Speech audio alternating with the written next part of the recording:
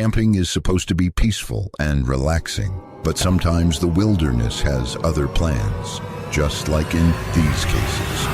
During archery season, the host of the YouTube channel Wild Pursuit went into the woods for a hunting adventure, unaware that his day would take a surprising turn for the worse. Okay, so it's about 7:30. I'm just now getting here.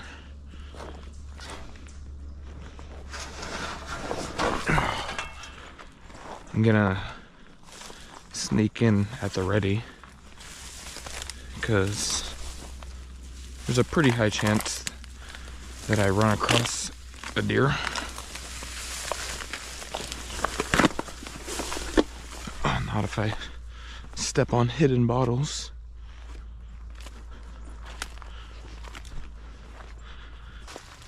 Soon he reached his hunting spot, but in his haste, he had forgotten something essential. This was the moment when his troubles began. I forgot my my bow hanger, so I'm just gonna be holding it, but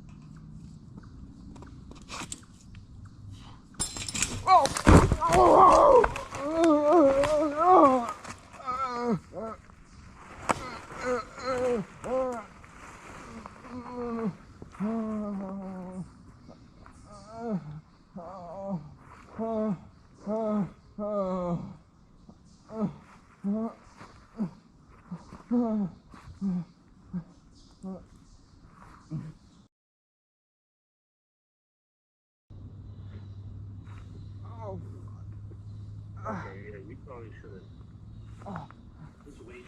Just wait till I come back. You don't want to make anything worse. oh fuck. Yeah, I was oh god. There was a really big doe in front of me, and I drew on her, and then she saw me, so we're in a stare down, and she started, I let my bow down because she was staring at me, and then she started walking away real slow, so I drew again, but as I drew back, my elbow hit the tree and knocked me off balance, and I tried grabbing onto a branch that was up in the tree right next to me, and it snapped as I grabbed onto it. 2 days after the incident, he reflected on the experience and felt grateful to have survived the fall. It reminded him that no adventure is worth risking your life and that safety equipment is essential. Meet Craig, the YouTuber behind No Egg Craig, famous for his engaging cooking content. In October 2020, he made a decision that would haunt him, a solo camping trip near Spruce Pond, a choice he later came to regret.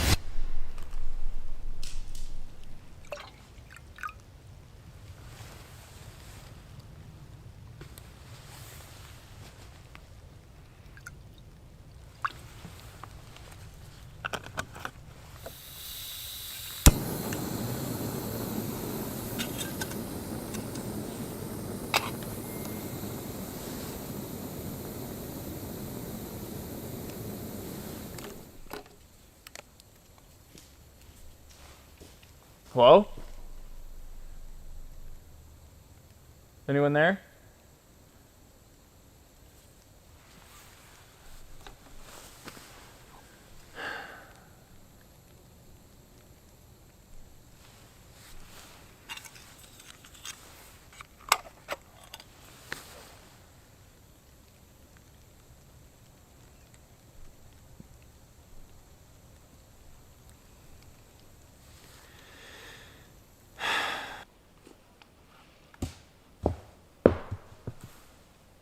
Someone there?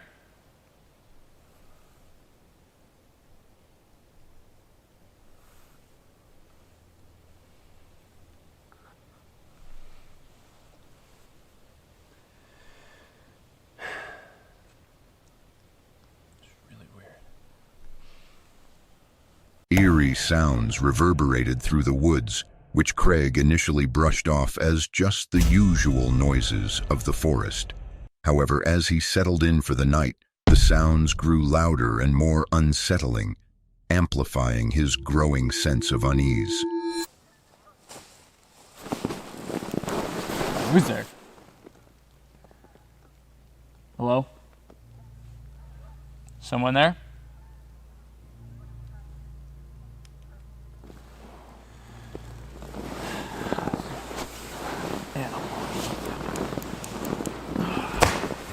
Okay. That's not.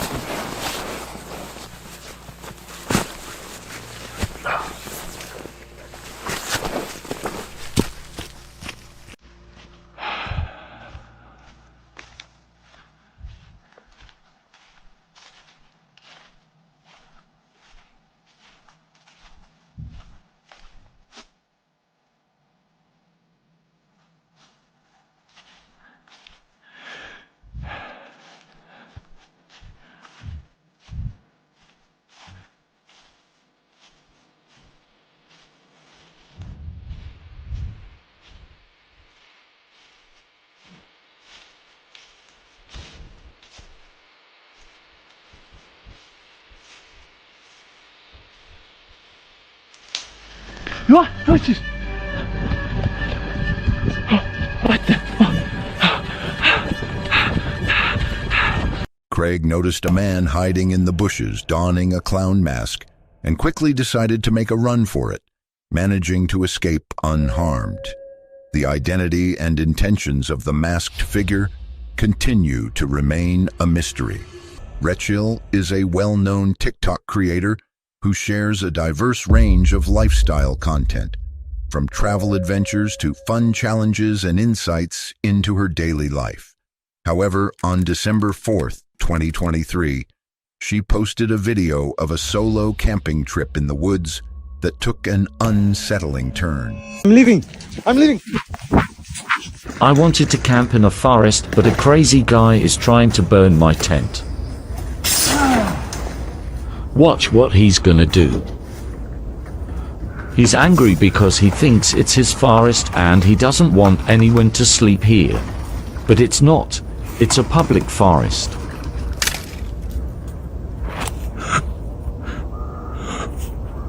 And it's not over. Look at what he did after that.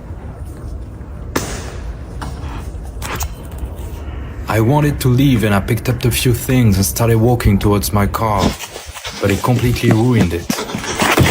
Oh no. Oh no.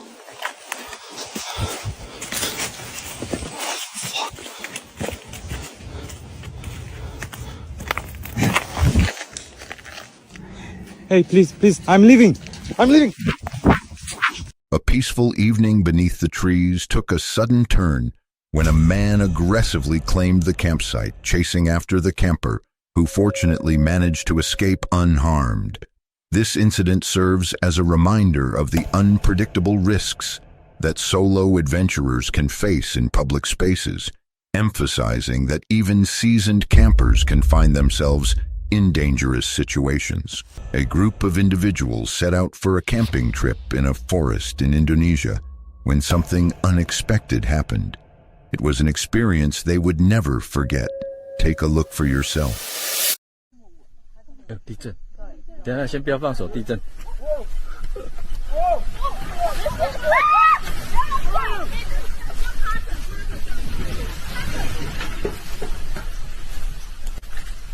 哇，超夸张的。这个有7级了吧？超过了。还在震哦，等一下。哦，这很像哦。你看那个山的声音都出来了。趴着就好，趴着。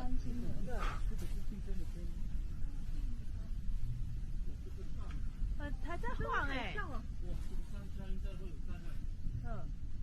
那是落石呢。 They found themselves in the forest when a powerful earthquake registering 7.7 on the Richter scale, suddenly struck. The ground shook so violently that it felt as if it might split apart. The epicenter was off the coast of Indonesia and Timor, with the tremors being felt all the way in Australia. Nearby buildings sustained damage, and tsunami warnings were quickly issued for several islands. Fortunately, the group emerged unscathed from the terrifying experience.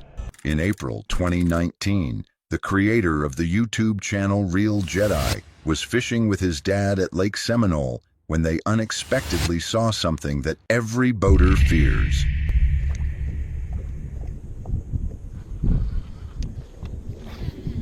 What the hell?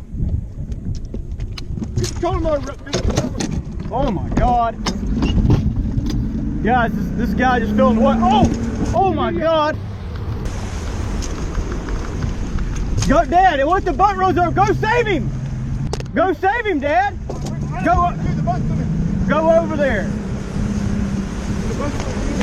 Just go over there, Dad. He's getting away from the boat. Pan out, pan out, pan out. The danger was evident. The runaway boat was on a collision course with the man, threatening his life at any moment. Yet, approaching too closely posed significant risks for the rescuers, as even a single misstep could jeopardize their safety. Would they summon the courage to take that risk and attempt a rescue? Let's find out. I don't.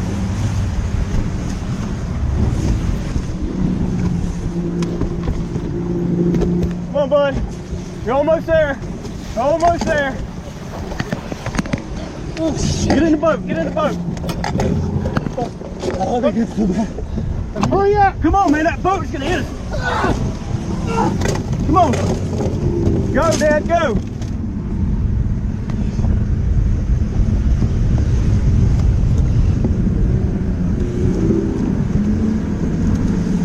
Oh, my God. Did you hit a stump or something? What happened?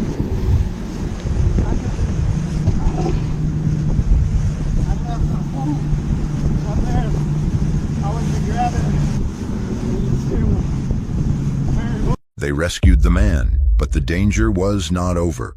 The boat continued to spin uncontrollably because it had a full gas tank. The son quickly called 911, and soon after, the emergency team arrived with the equipment needed to stop the runaway boat. After a lengthy wait, they managed to catch it, and fortunately, the boat was not damaged. Reflecting on the situation, it's evident that there were many ways things could have escalated negatively.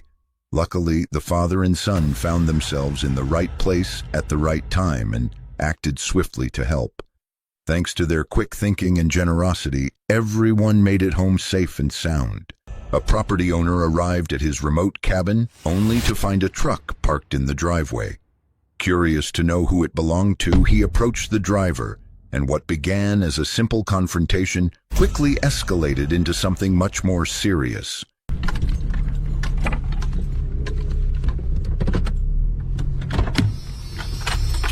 May I help you, sir? Yeah, you're on my property. No, 2254 High Knob Road is my property. My property runs all the way up to the road, all the way down to Rice's Ridge. My name is Jason Riley. Jason Riley, all right. Well, I'm telling you right now, Hardy County Sheriff has already been notified. it's nothing to be concerned about because I've already been talking to surveyors. I own this property. I can show you rightfully right now. You could call the police. Okay, I'm going to. Because you're on my land, I paid to have this driveway put in. This is all being recorded, by the way. You're wrong. I had the survey when I bought it. You half spoke there. Are you recording? Yes. You want to put that away, we can talk. I don't trust anybody because right now there's no one else here but me and you.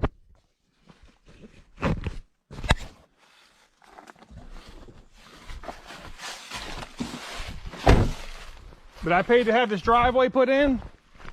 Look, I'm not talking to you if you're recording me. I'm not allowing you to record me. You're on private property. No, I am not, okay? Go turn that off and we'll talk. Turn that off. You want to talk? I'm just getting the sheriff here. No.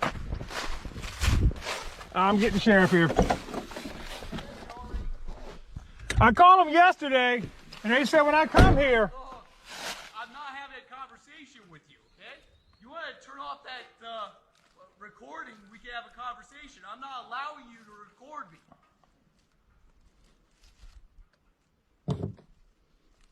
Call. You understand that? I asked you to turn that off if you want to have a conversation. The trespasser, later identified as Mark, parked his truck on the property owner's land and refused to move it. To prevent the situation from getting worse, the owner called the police. I've come to my property. I've been notified that someone's been trespassing. I come here. I have a trespasser. He's telling me that this is his property. He's using my driveway to my cabin is located close to the line. It's been here for umpteen years now.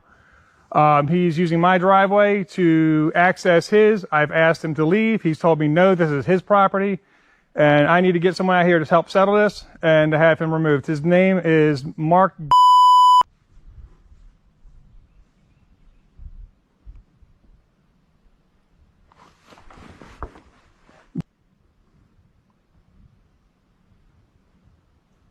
Also, I have a GoPro on me. Am I allowed to be recording on my property? When the police arrived, Mark admitted that the property wasn't his, revealing he had been lying all along. He said it was easier for him to park there. Fortunately, the police helped the property owner. Eventually, the trespasser left, and the owner quickly put up a cable across his driveway to stop any future unauthorized access. Although nothing serious happened afterward, it's important to reflect on what might have transpired if the property owner hadn't been recording. In a remote area where help is miles away and you find yourself alone with a stranger who is lying about everything, that camera could be the only thing standing between your safety and a much worse outcome. Fortunately, the owner felt grateful to have emerged from the situation unscathed. A disturbing video from Hell on Earth, a YouTube channel run by 3 explorers of ruins, took a dark turn in October 2024 when they camped overnight on a shipwreck.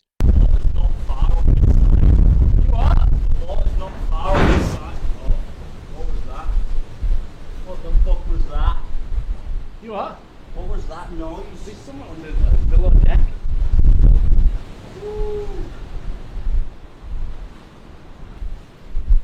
The whole boat's fucking floating.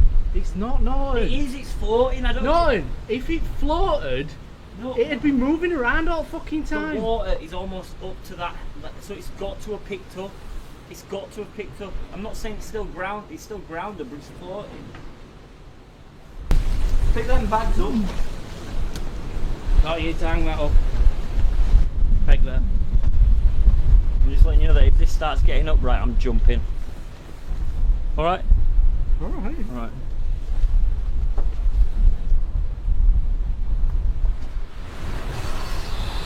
This is fucking horrible.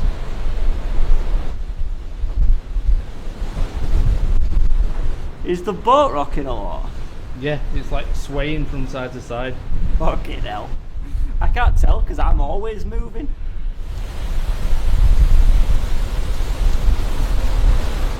Holy shit. It's not even 8 o'clock yet. It's like been the slowest hour of my fucking life. Is it not 8 o'clock yet? Is it fuck? What time is it? It's 20 to 8. Fucking hell. It won't get much higher than this what time.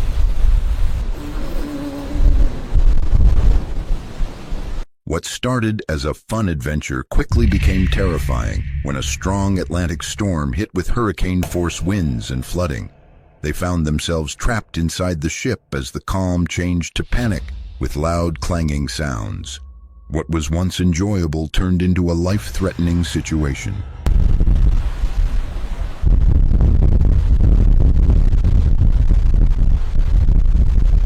I'm not gonna lie, right? I don't get scared that often about stuff. No. I'm fucking petrified. Yeah. I am fucking scaredest I've been in my fucking life. Would you say that this is the worst thing you've ever done? Yeah. I'd probably agree. Yeah. This is fucking stupid, and I don't say that lightly. I mean, Okay, now what was that?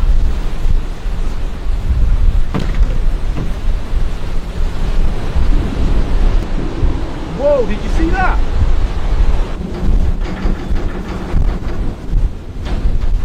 fucking grim.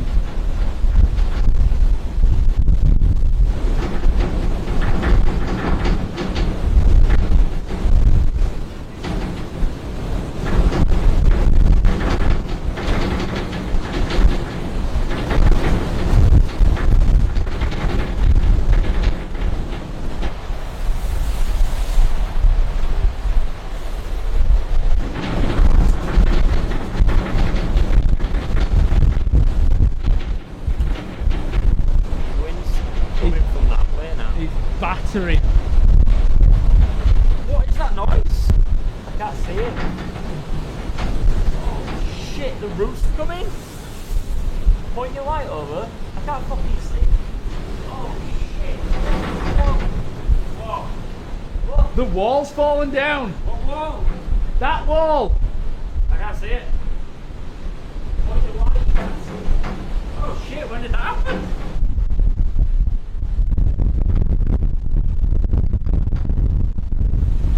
We're in the home stretch. I've learnt a lot of lessons. I've been having a lot of words with myself. Why do you do this stupid stuff? Luckily, around 11 p.m., the storm calmed down, and they quickly evacuated the ship instead of camping overnight, prioritizing their safety. It's scary to think about what could have happened if the storm had lasted longer or if they had waited to leave. Overall, it was a tough experience they'll never forget. A crew from the YouTube channel Real Loose Adventures ventured into the remote Australian bushland to hunt wild pigs, unaware that one hunt would nearly end in tragedy.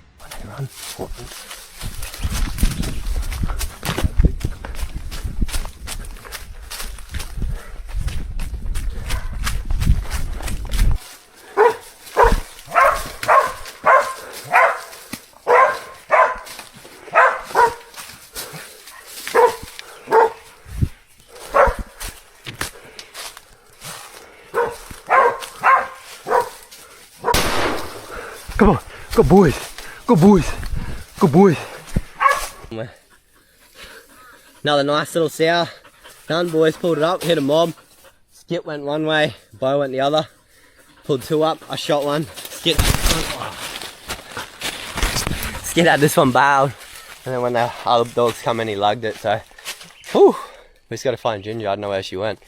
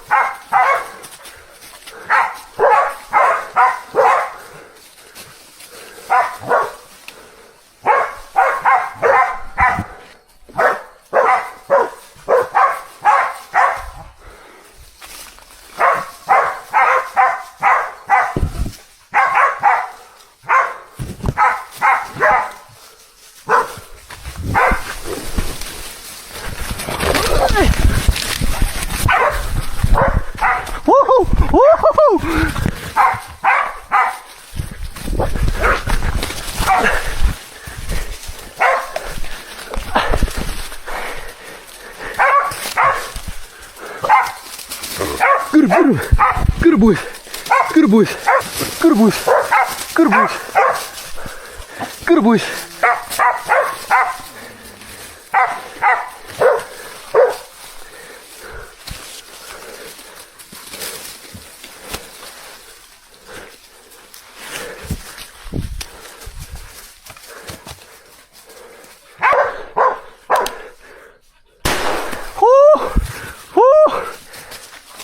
That was the closest I've ever been to getting ripped.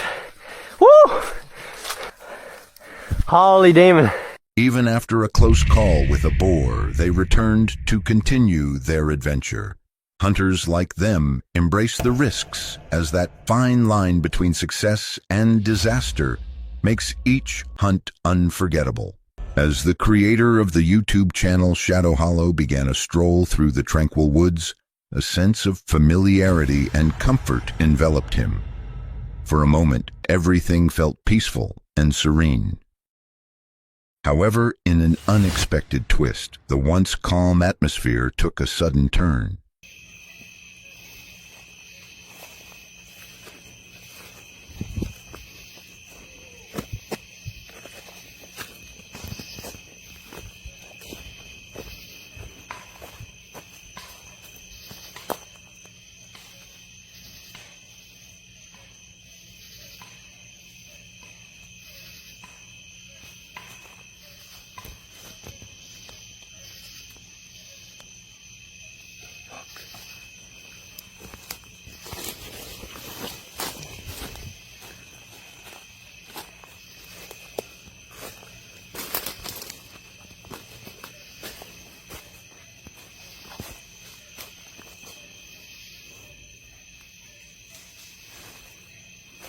The woodland sounds were unusual.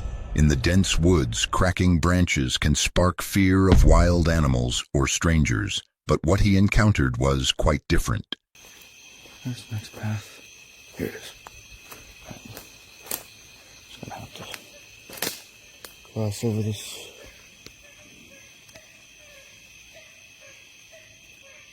The fuck?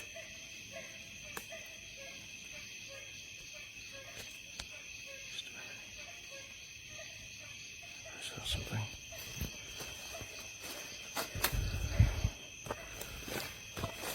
I'm just scared, guys.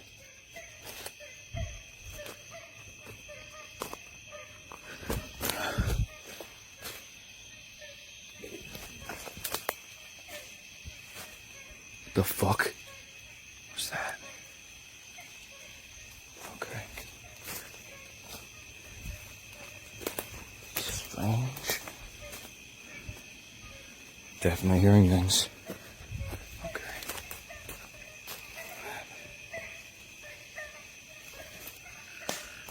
What the fuck? Alright, guys.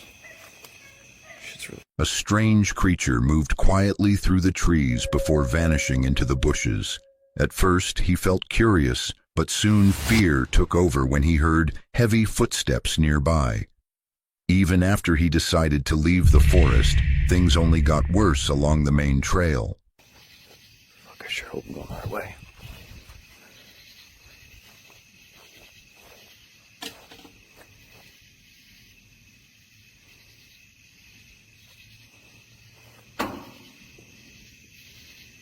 Maybe I'm just hearing things.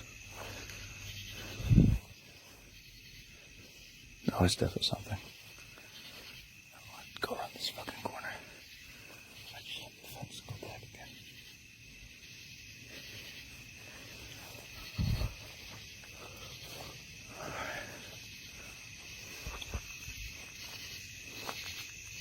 Please tell me nothing's behind this corner.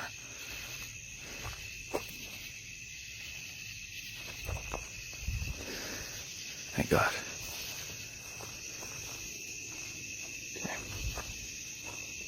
Definitely leaving here. For sure.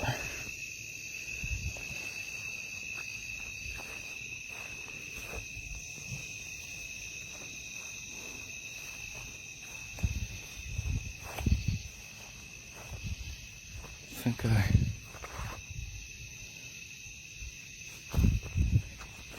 Shit. Shit. Fuck.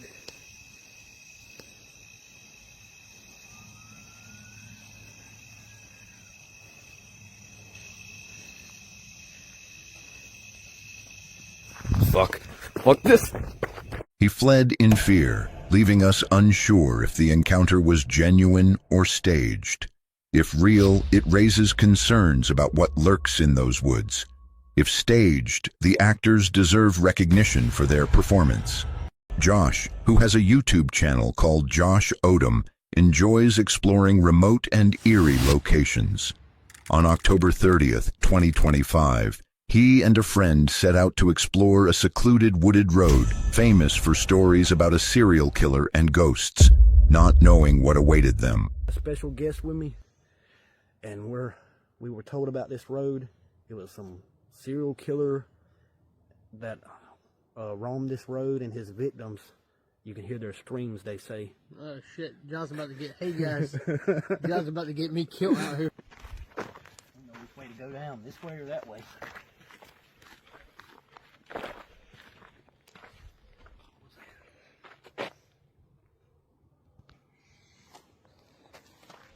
It's sketchy out here, ain't it? Yeah, guys, if y'all like this video, make sure to smash the thumbs up. Oh shit. What was that? I don't know, it sounded like somebody walking. Serial killer. Oh god. They say you can see lights. Oh. There's something out there. He coming to you. I don't know if it's a skinwalker, Might be a serial killer, or a pow. I don't know. It is Paul. Got something up there. Paul's a serial killer over there.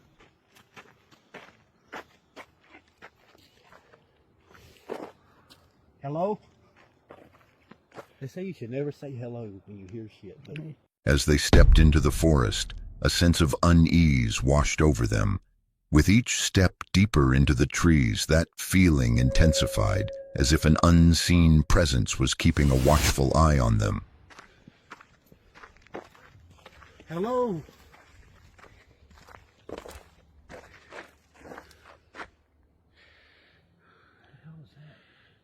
I don't know.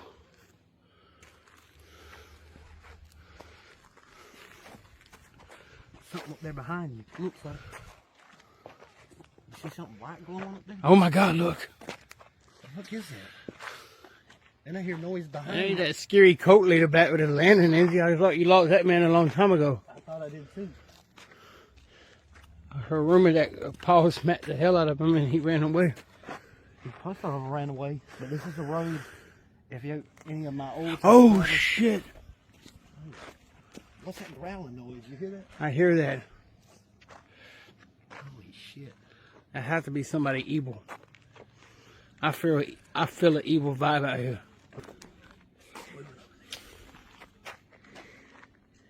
You hear that? Yes. Dang, I wish we had a stick to hit on one of these trees.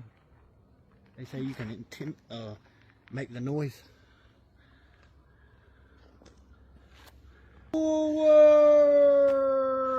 Shit.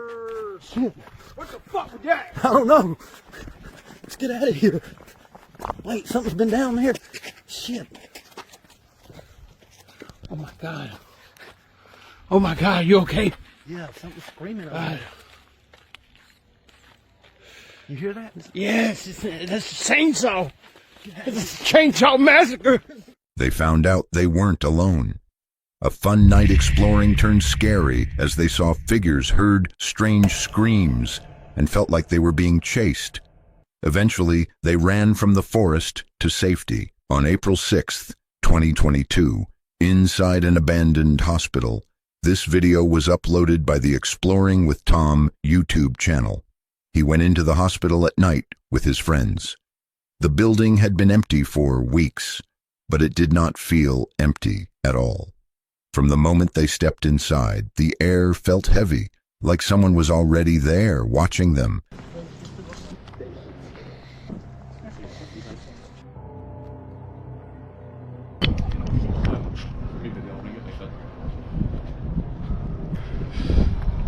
So Tom, how are you feeling then about tonight? Like every time that we come here, it's always like we're all confident. Danny, you, Jack, like we're always confident, but like tonight it's like something different, something else. As they walked deeper, broken doors and damaged rooms surrounded them. Some doors looked like they had been kicked in recently. The silence did not feel safe. Stand still, see if we can hear that again, because that was a bang.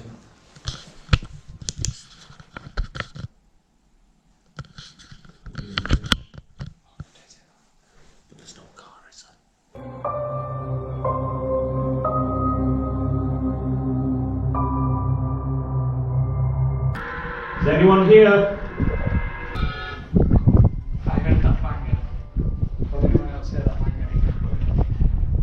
Right, so guys, so right now we're literally heading. So we've just ended like a little ritual, so we're heading this way now. Let's see what we can get. Hello? Anyone in here? Anyone here? Can you make a noise for me, please?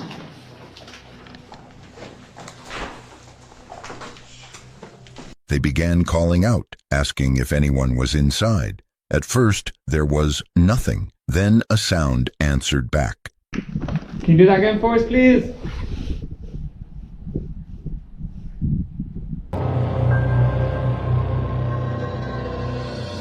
Make a loud bang for us, please. Near an old nurse's area, something moved. He could not see it clearly, but it felt close, too close. That's where the nurse was spotted walking from one side to the other. What the fuck was that, though? Oh my god. No, that was a bang and a half. Oh no. Can you do that again for me? That was you. That was not of us, we're all Shut the f*** up, that was me. Hello? Can you cough me?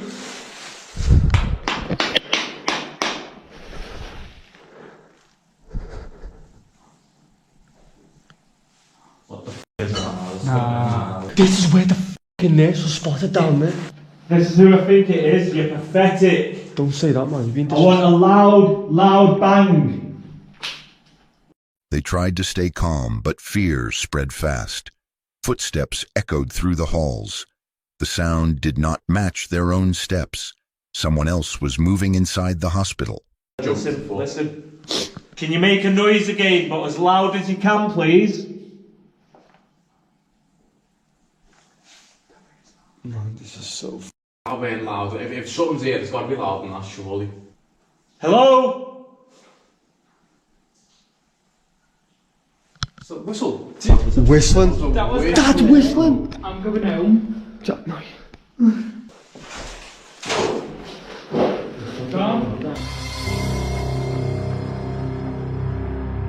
I've got a touchy feeling about it during, you know.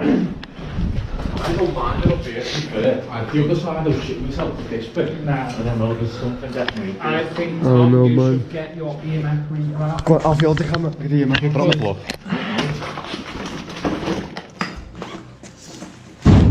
Don't run. I'm getting EMF out. Don't f***ing run.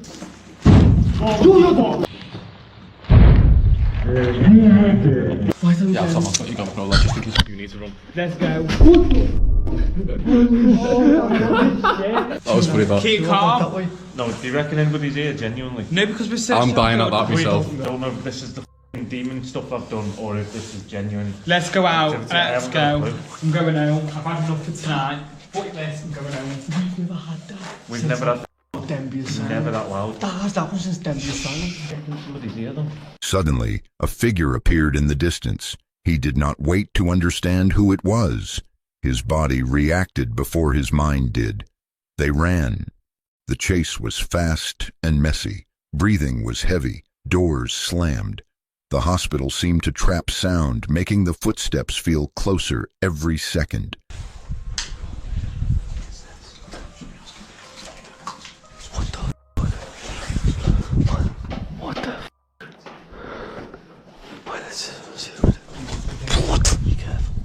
There's someone there. Just like, see what it is. It might be. He might need help. Hello? Hello? What? Go! Go! Go! Yo! Come! Yo! Shit! Everyone okay? Everyone okay? Keep calm. Calm down. Yo, are you okay? I'm going down. Is he okay? Go. I fell. Go. Wait, which way? What are you up? Man! What the f***? Don't. What are you up? Get out. Slam the door. What are you up? He's coming. Yo, get back to the car. Get back to the f***ing car. Jack.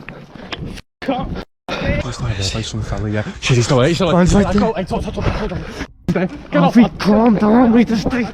Calm.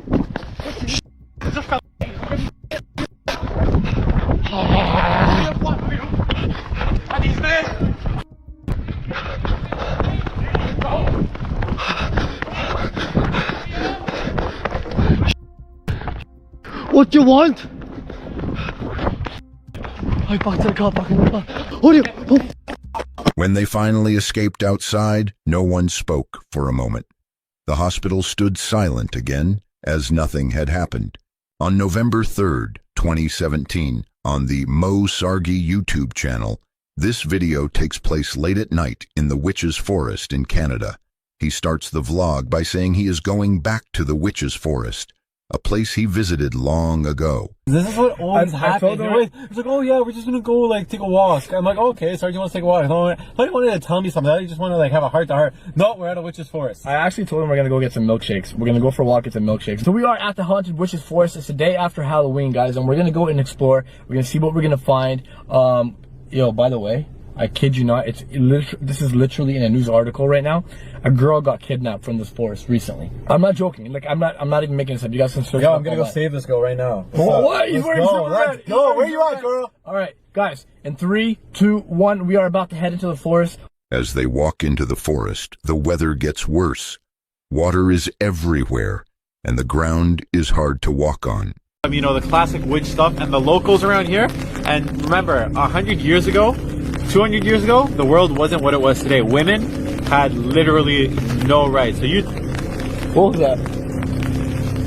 Something just hit the umbrella. Yo, she's tripping out. She's mad. No, she ain't mad. Something just hit the umbrella, bro. What the hell is that? So remember, 200 years ago, women pretty much had no rights no matter where you went. So as soon as word got out that this woman was stealing kids and eating them, game over. Soon, strange sounds are heard. He clearly reacts to what sounds like a little girl screaming. Ali stays behind because of the water, and this is when things begin to go wrong. He slowly realizes he is alone. Shit, why is there so much water? It hasn't even snowed yet.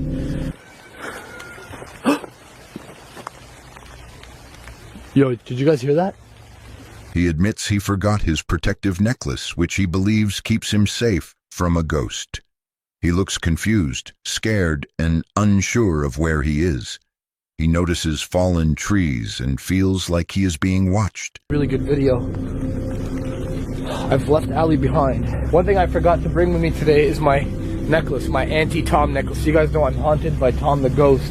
If you're new to this channel, hit that subscribe button. And if you don't know, I'm haunted by a demon ghost named Tom. Like, I kid you not, you guys, I have so many videos on it and so much proof of it in those videos. I'm so scared right now. And I don't remember taking off my necklace. I actually don't even know where it is. Quite some time has passed, and I think I went onto the wrong path. I honestly don't even know which way I came in from. But I think I've lost Ali. I'm way off path right now. Whoa, what is this place? Oh. Yo, Ali! Ali! Where is this guy? Whoa. Damn, this entire tree has been downed. Ali! Ali! Ali, is that you? Ali! Yo, Ali, where you at?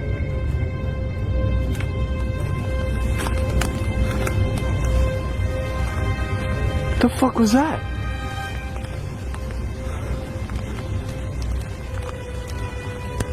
Alright, so you guys, I don't. The fuck was that? Ali! Was that you? I thought I heard a scream. I don't know if that was a scream or a tree or a branch or something. I hope the camera caught it.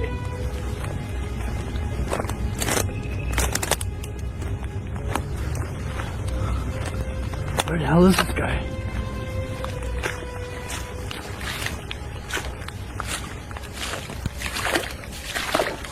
Oh shit, my socks are wet. Ali!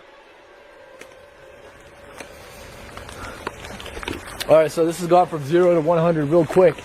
While searching for Ali, He hears more screams and whispers. He even sees dark marks on a tree that look like blood. His breathing gets faster, and he says he is truly lost now. Guys, I kid you not, I have no idea where Ali is. Like, Ali! If you can hear me, flash your flashlight.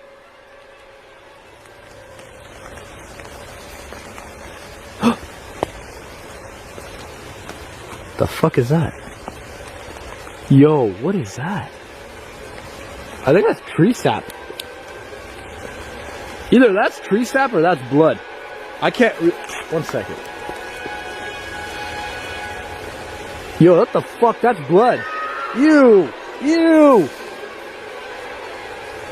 Ali! Guys, now I'm kind of worried. I literally heard a scream. Hello? You guys just heard that? You guys literally just heard that. That literally sounded like a little girl screaming. Oh shit, oh shit, no. Holy shit, this is scary. Oh my god, it's so cold. It's so cold. Guys, I literally heard the scariest sound off camera. He reaches a fast, freezing river and dangerously crosses it alone. The water almost knocks him down. This part feels very real and unsafe, not staged. After crossing, he reaches an old barn known to be haunted. Oh my god, this is strong. This is some strong current. Holy shit, that's deep. That's, oh my god. Woo. It is so powerful, you guys. I know it's probably really loud, but I have my feet planted very firmly in here. If I fall, it's game. Oh my god, that's very deep. I can't. I'm like holding onto a branch. I gotta find some sort of rock somewhere. It's super deep in here. Maybe if I go around, I'm gonna feel my way throughout the river. For those of you that have always wanted to cross a high-speed river, do not do it. But if you're gonna do it anyways, feel around, see how deep the river is. Whoa, that is pretty deep. Not gonna lie, that's pretty deep. But screw it. Let's go do this. I'm gonna feel my way around. I just need to get to that side. I'm so far right now, I'm almost up to my knees in water. Oh my god. I am literally up to my knees now. Holy shit, this is getting really dangerous. Okay. What? Oh no, I almost fell. Anytime I try to lift my feet up, the current tries to take me. Alright. One step at a time, Mo Sergeant. We can do this, guys. We can do this. The water is extremely cold. It's probably like -2 right now. I'm almost across. We are almost there. We made it, guys. We made it. Guys, this is getting scarier and scarier. I'm here, what was that? I'm here all by myself. I have to speak really loud because it is very loud because of the water. It's freezing cold. I'm soaked, guys. I am soaked. Holy shit, how do I get myself out of this? Screw it.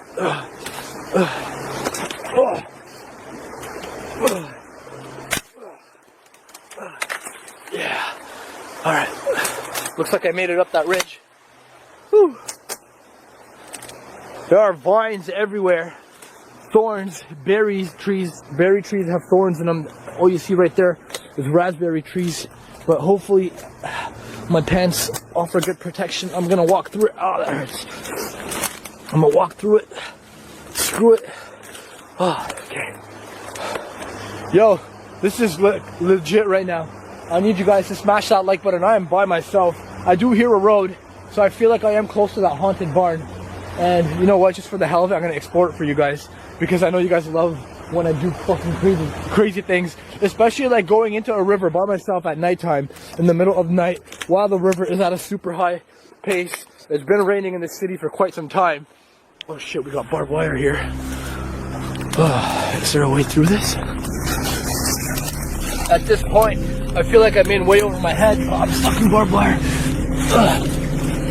Guys, I'm literally stuck. I'm out. At this point, I feel like I'm way in over my head. I'm crawling under the barbed wire fence. through mud.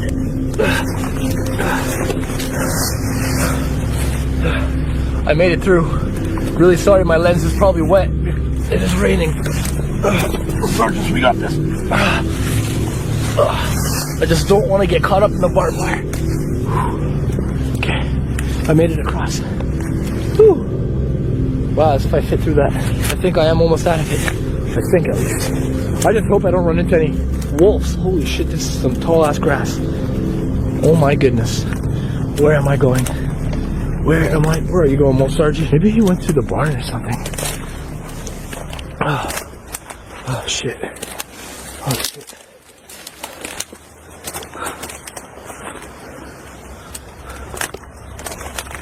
I don't see any other YouTubers out there taking the risks that I take. Actually, me and my crew take for these videos. Whoa, just saw something. We take a lot of risks for these videos to give you guys entertainment, so I hope you guys smash that like button, and if you're just passing through, please subscribe. Barn should be somewhere in this area. I remember that power line, that big pole up there. I'm going through these trees that have lots of thorns on them. Going uphill is a good thing. Maybe I'll get some, maybe I'll get a bandage. I'll be able to see something. Look at all the thorns on this tree. Whew. Okay.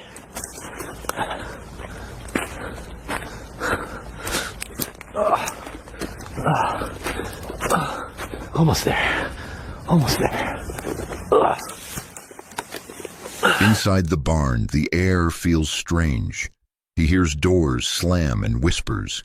He calls his friend Danny for help because Ali is still missing. While waiting, the fear grows stronger. What the fuck was that? What the fuck was that noise? Yo, literally that door just slammed shut. Literally, that door just slammed shut.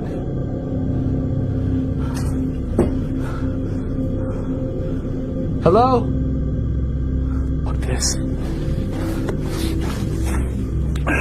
Alright, I'm officially scared right now. And I'm frozen, my hands are cold. I'm probably gonna get hypothermia because my feet are soaking wet. I'm gonna call Danny.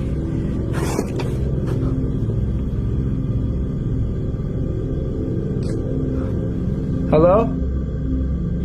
This is really scary.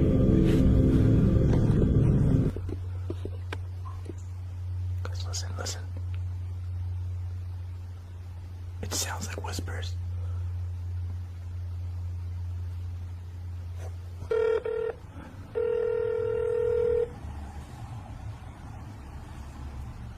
Hello? Yo, where are you? I'm at home. What's up? Bro, Ali's missing. What? Ali's missing. I can't find him anywhere. And I'm in the haunted barn all by myself, and I'm actually like freaking out. How far are you? What do you mean? What do you mean? Hold on, wait. How do you mean Ali's lost? Bro, we were in the forest filming a sick vlog, and he went missing. So you lost him? You left him or what? What the hell happened? No, I don't know. Like, I was trying to explore on my own because he didn't want to get his feet wet, and then he went missing. I heard his scream. Where are you? Where are you? I'm coming. Do you know the witch's barn in the forest? You have to walk through the forest. Yeah. You're sure you're not messing with me right now? No, it's not a prank. I promise it's not a prank. Bro, it's gonna take like 45 minutes just to freaking get there. I'll wait for you. Just come. Hurry. I guess I'm just gonna sit here and wait for Danny to When Danny arrives, they explore the barn together. They notice a hanging noose moving on its own and water dripping from nowhere. The tension becomes extreme. Holy shit, the noose is moving. Ali! Is he here? Yeah, I don't see anybody. Guys, look. The noose is moving. Literally. Look at that. It's not moving, bro. Think it's the wind? This is the wind. Okay. We have no idea. Suddenly, they find Ali lying on the ground under the noose. He is not moving. There is blood in his mouth, hay on his face, and his eyes look wrong. He does not speak and seems confused, cold and empty. Ali, get up! Get him up, get him up, clear him! Clear him, clear him! Yo, get up! Pull him! Ali, get up! Yo, get up, wait. Don't move his neck, maybe he's hurt. Ali! Yo, you okay? Ali! Jesus fuck. Ali! Let me check the pulse. Ali! Keep the light on him. Ali! Yo, he has pulse. He has pulse. Bro, he's not moving. Ali! Bro, he's not moving. Oh, shit, I gotta call the cops. Hold on. My phone's dead. My phone's fucking dead. Ali, are you moving? Ali! Yo. Turn him around. Ali, turn around. We're trying to help you. Turn him around. Put him on his side, bro. Maybe he had a freaking seizure or something. Why has he got blood on his mouth? Bro, he's got blood and hay in his mouth. Ali! Yo, Ali! Guys, I don't know what the fuck to do right now. Ali! Do you have water in your bag? Do you have water in your bag? No, I don't have any water. Shit. Ali! Yo! Ali! Bro! Yo, he's waking up. He's waking up. Ali, sit up. Ali! Bro, he's got hay everywhere, bro. What the fuck was he buried here? What the hell? Ali, sit up! Sit up! Here. Up against yo, bring that chair. Ali, sit up. Oh, it's a broken chair. There's no use. Just leave him down there. Leave him down there in case he's hurt. Bro. Sit down. Ali slowly wakes up but does not remember anything. He does not know where he is or how he got there. His behavior feels unnatural, as if he is not himself anymore. Yo, what happened? Bro, I lost you in the forest. What happened?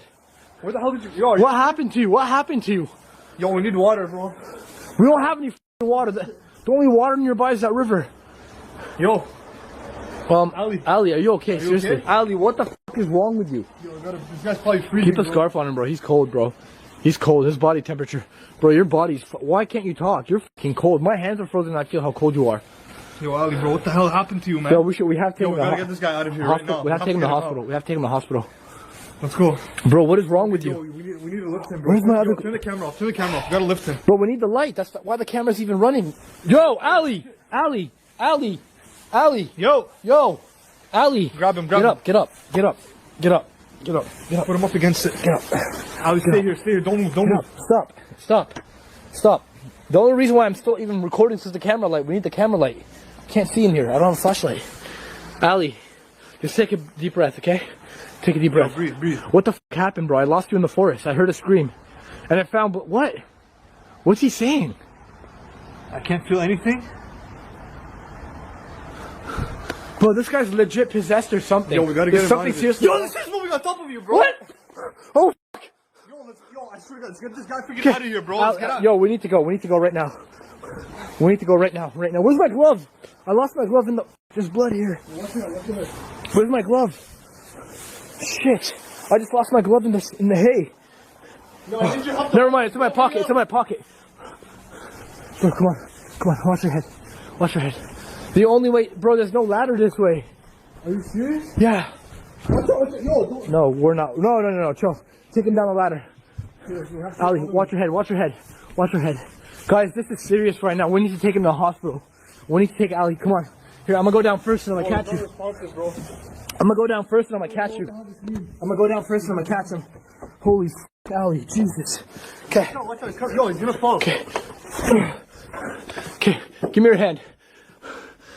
This shit. We need the light. That's why I'm even holding the camera here. Okay, hold on to my shoulder. Alright, calm down. Hold on to my shoulder and come down. Come on. You got him? Yeah, I got him. Just hold on very tight. Yo, that's like... Oh shit! Okay, I got you. Danny, come on, let's go. Ali, hey, look at me for a second. Look at me. What the fuck is wrong with you? Bro, he's not saying a fucking word. Yo. Hey, look at his ears. Yo, this guy's frozen, bro. Bro, spit out whatever's in your mouth. You have hay and you have a lot of shit in your mouth. Spit it all out right now. Spit it all out. Yo, maybe he's choking, man.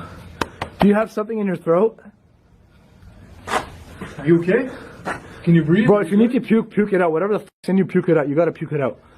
I had to wait an hour and a half and I called Danny. You've been here. How long have you been here? Do you remember anything? Yo, how long ago since was it that you last saw him? I don't even remember. Bro, I don't remember. I'm in shock, bro. What? The video ends with them rushing to get Ali help. The fear is real, the confusion is deep, and nothing is explained. The forest stays silent as if it is still watching. On November 27th, 2025, on the Hiking Dancer YouTube channel, this video takes place deep in the snowy woods of Apple Mountain, New England. That's good. That's fine.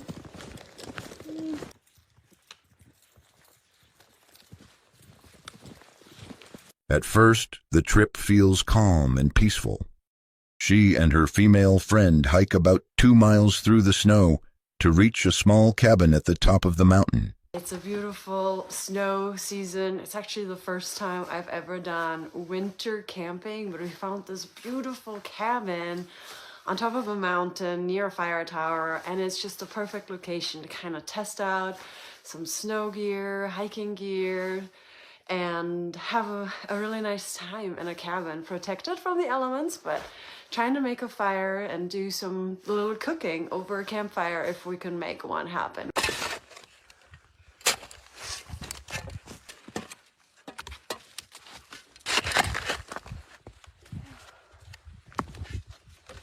Awesome sauce. All right. Yeah. The kindling. Time doing this, we actually brought a fire starter. As we progress in our backcountry survival camping, we might get better at this. But for now, we've got some. Let's get it open. We're cheating. We're cheating a little bit. All of it? No. Inside the cabin, the two women build a fire, cook, and relax.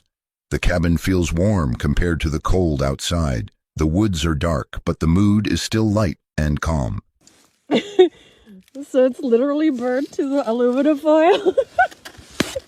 And yeah, that didn't work. I mean, I knew it wasn't gonna work, but you know, you should always try. As night comes, they decide to sleep early. The forest outside is silent, and the cabin feels very isolated. There are no other lights, no voices, just snow and darkness. Because they're both called All Dressed, and I like the Humpty Dumpty All Dressed. We're gonna see if we can salvage anything from the pizza, but it's clear to say that we probably should have brought like some flour, or I need to research a little bit more how to bake dough in fire, because it's burned, which is, of course, I knew it was gonna happen. So anyway, we're gonna just chill out inside now.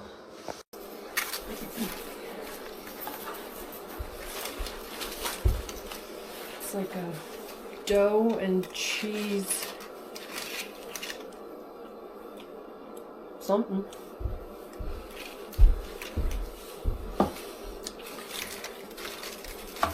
Yep, dough and cheese. Dough and cheese, alright. Like, it's like a little bread bowl without the bread.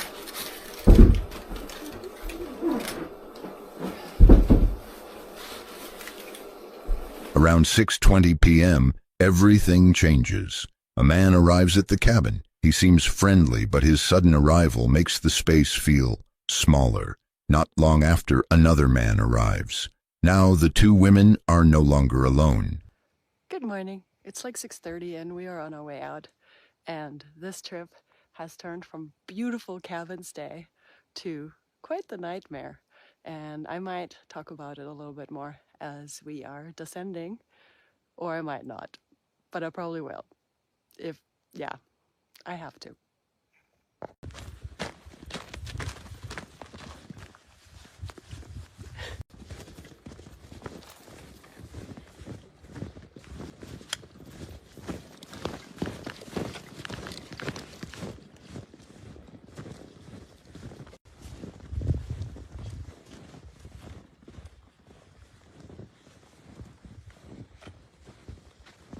All right, so now that we're a little bit more on flat hiking right here, still in the snow, but the trail is much more packed.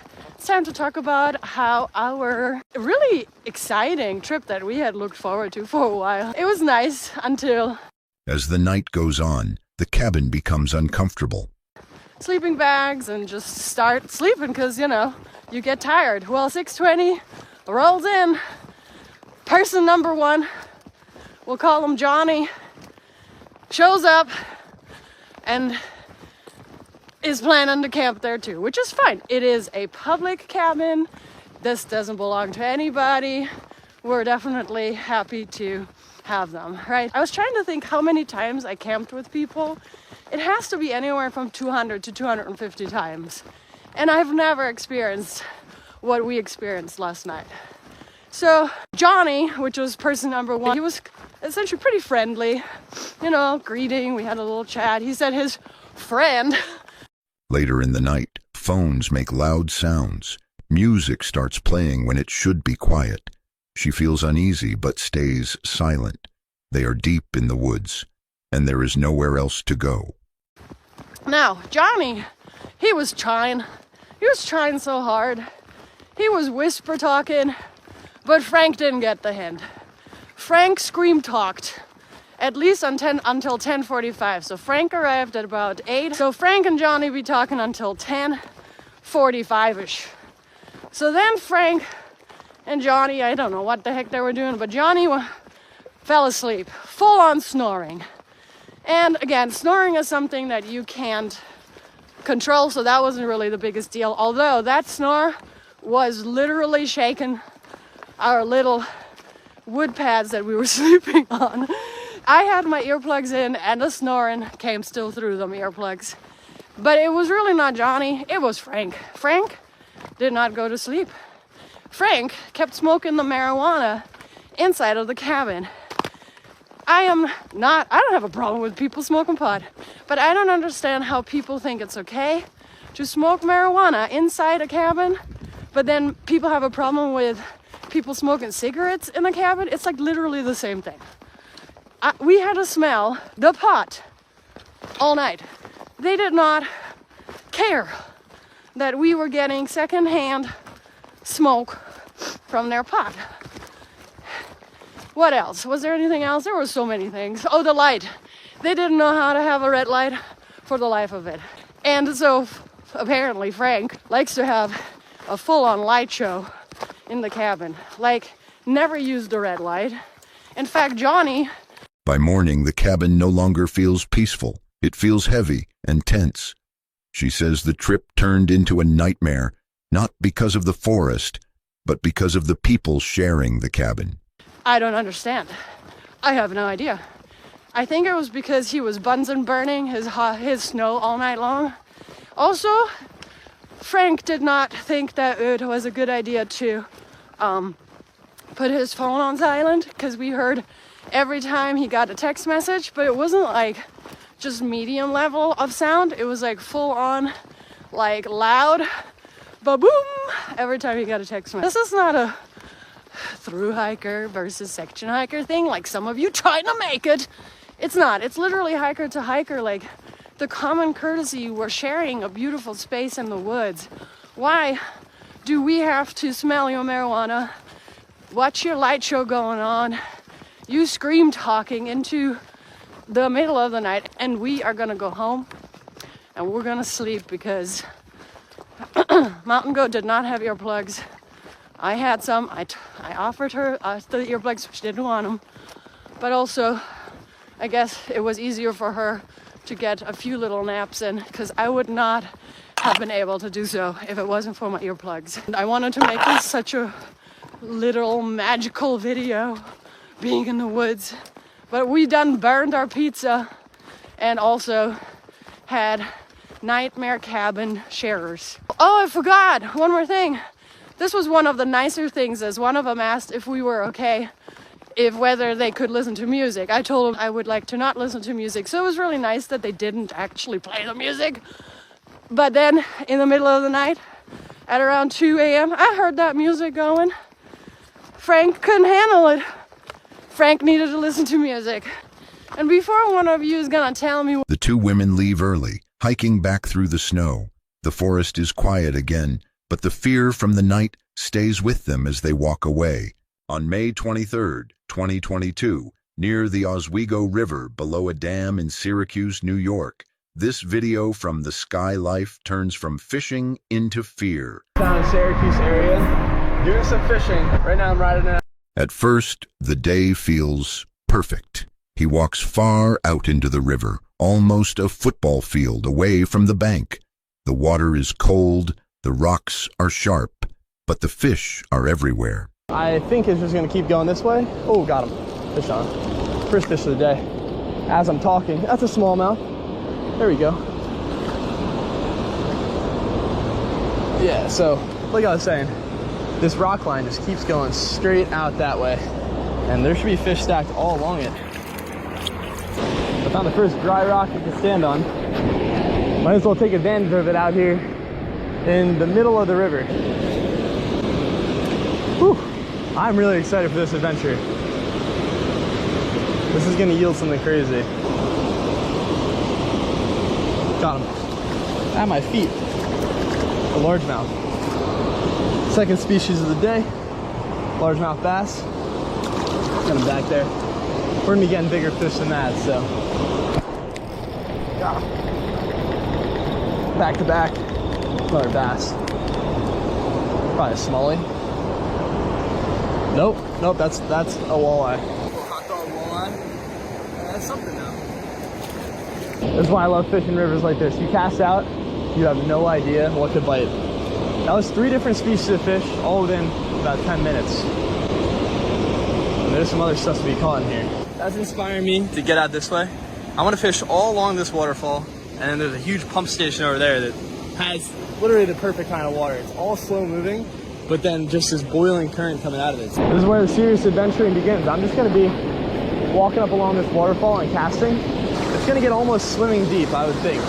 Whoa, whoa, there's 2 gar in front of me.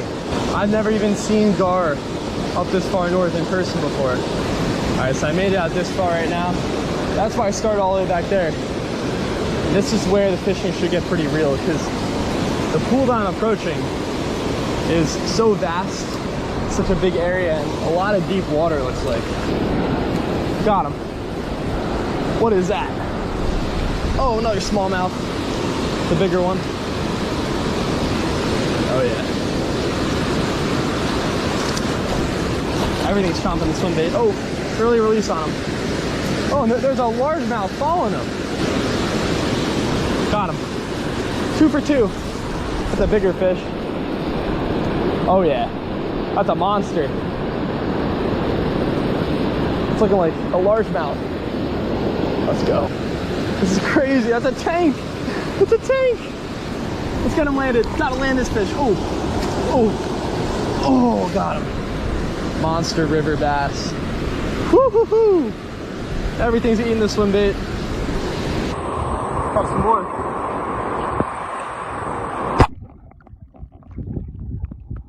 I just threw my swim bait in the water behind me because there was a 10-pound bowfin. I couldn't even think straight. It's a monster. Absolute monster bowfin. I'm trying to catch him on the swim bait. Oh my god, there he is. He just finned up. Got him. Another fish. That's not the bowfin. The bowfin might come after this thing though. I am having a really hard time. As he moves closer to the dam, the river feels different. The water is deeper. The rocks are slippery. Warning signs are posted on the bank, saying the water can rise fast after the alarm sounds. He sees them, but he keeps going. The fish are too good to leave. To start off fishing, I have an Easy Shiner Kitech tied on. Just looks like a bait fish that's floating down the stream. That's really all you need to fish a lot of these spots. Just imitate a bait fish. You'll catch 90% of the fish. The first bite's gonna tell us a lot. I'd imagine it's gonna be a smallmouth. I've already seen a ton of them. Pretty soon I'm gonna start fishing for fish that probably haven't been fished for in a long time. Any of the fish from this point over can't even be casted to unless you're walking across this little rock line that separates the pools from the current. And I think it's just gonna keep going this way. Oh, got him. Fish on. Time passes. He is far from safety now. The current pulls harder. He says it feels risky, but nothing bad has happened yet. He starts to feel comfortable, maybe too comfortable. This is how you find the crazy fishing. I actually just spotted another angler back there, and he's about a football field away from me. So I got all these fish over here to myself. I tied on a different lure, Dugan Squad jerkbait. Oh no, he got snagged over there. That's not a good snag to get. Really, still all shallow throughout here? Oh, wow, so I can actually keep on walking it this way. I thought that I hit the drop off, but I didn't. There's still more river to be covered over this way before I slip in. The fish are liking the current though, so The farther I get away from the current, the worse the fishing is getting. Got him. Another fish. Largemouth bass. I haven't caught one in a while, but I've just been exploring around here. A monster fish is surely going to come and bite at some point, like something ridiculous. But for now, just a little largemouth. Oh, little aggressive largemouth. Wow. Water's a lot murkier coming out of the bottom release. That's going to be making it harder to traverse it. Oh my god.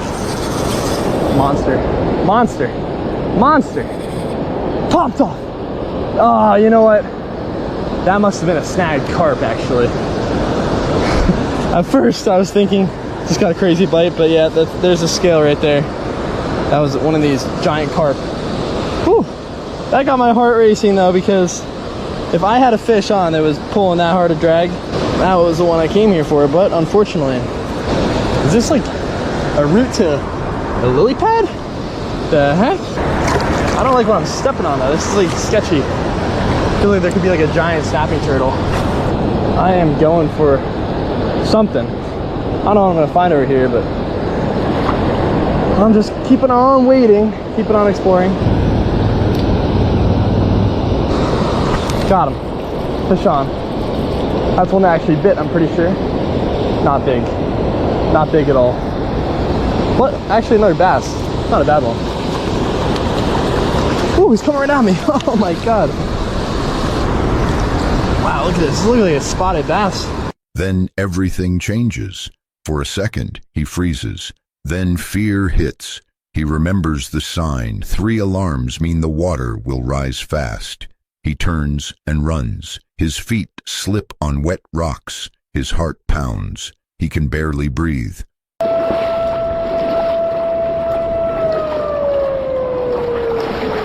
Uh-oh. I gotta go. Oh. I got 2 more sirens. Uh-oh. I'm almost back. I should be okay. The alarm sounds again. He is still in the middle of the river. He slips, almost falls, and keeps running. He knows if the gates open, the water could rush in and trap him.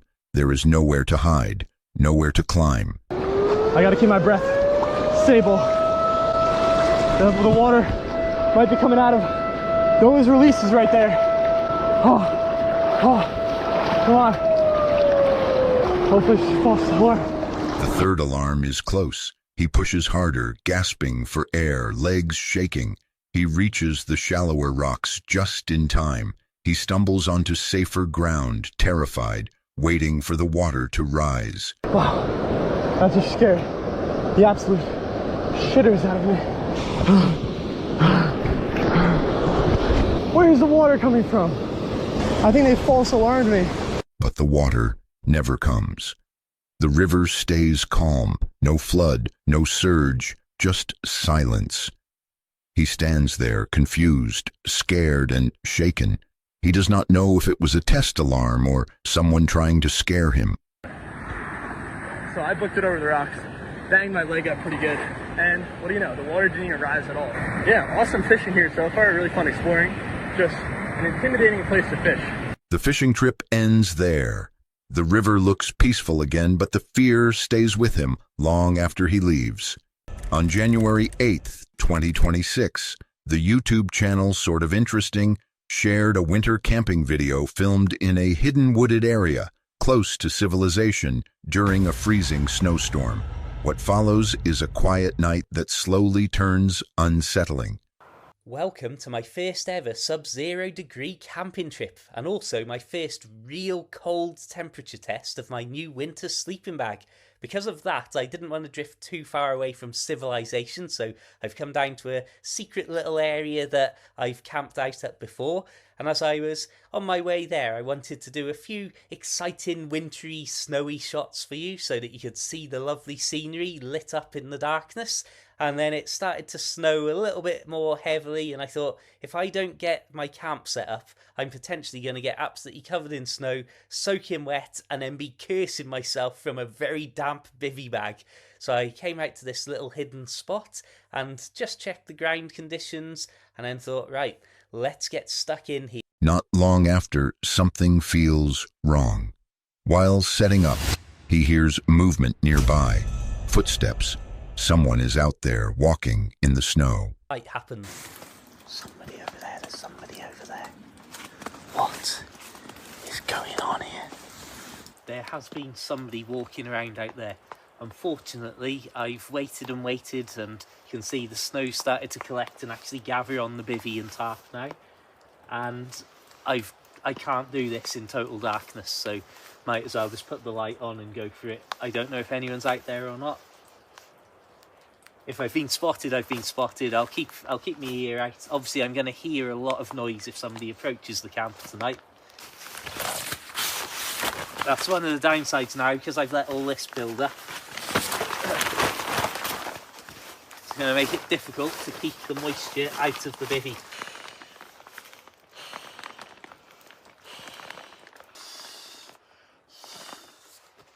At this point, I will admit I started to worry that it was a mistake not to have put even... Later, the fear grows. Fresh footprints appear in the snow, leading straight toward his camp. He watches, tense, hoping it will not come closer. Anyway, this was when the second drama happened, when I knew that I'd seen a light. I've got absolute footprints leading right towards me. I mean, it's continued snowing, but there, yeah.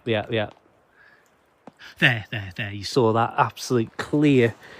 Oh, I hope that's on the camera. Oh, I'm so annoyed. Oh. Every now and then they just catch directly towards me.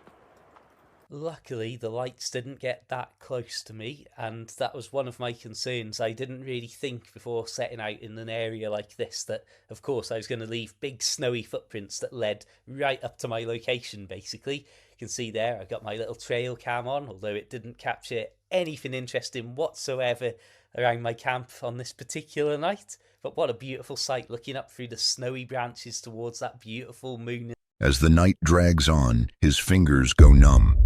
His boots are wet.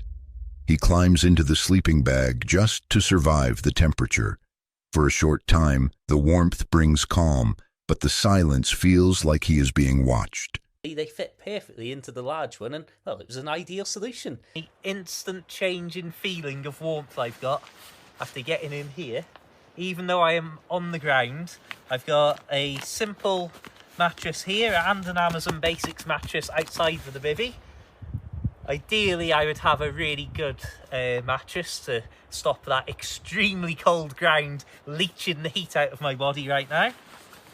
But you know what? Well, I'm speaking to you. Obviously, don't want to keep this open too long because I don't want all the snow and the moisture to get in. If I just zip this up a little more, put my other hand in. This is amazing. I wish I could express fully how fantastic this feels right now. This is really, really snug.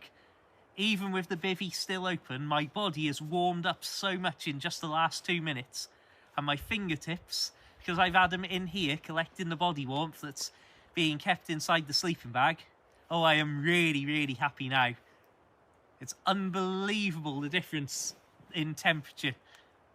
As you can probably imagine, not only was it nice and snug because I was wrapped up in a nice big sleeping bag and in the bivvy, but also because my body had been chilled so substantially while I was hanging around, as I say, looking at spooky lights in the distance and so on. Well, it was absolutely wonderful, that feeling of coziness, of calm, and then peering out through a little gap in the bivvy to that view directly overhead. I mean, what more can... Just after 4 a.m., the night breaks. A loud, sharp scream cuts through the darkness. It sounds close, too close. He stops breathing for a moment, listening. Another scream follows, echoing through the trees. In the dry sack there.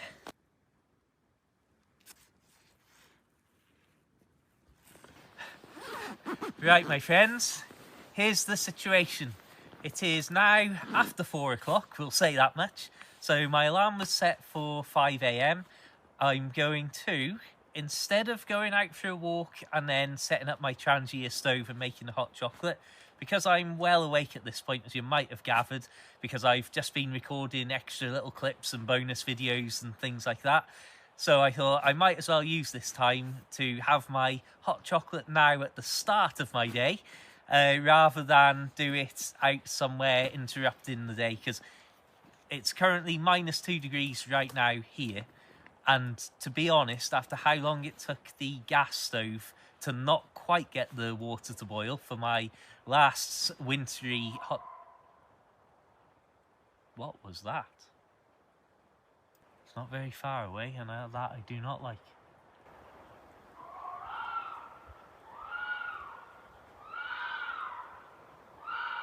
Foxes. Foxes. Oh, I hope that's foxes. Listen. That has given me goosebumps even more than the -2 degrees we're facing. Oh, please let that be foxes.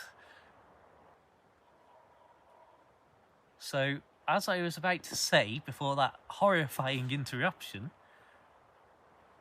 it's now well after 4 a.m. So my intended alarm was 5 a.m. So we're not far from that. So it's not worth trying to get back to sleep in. The fear does not fully leave.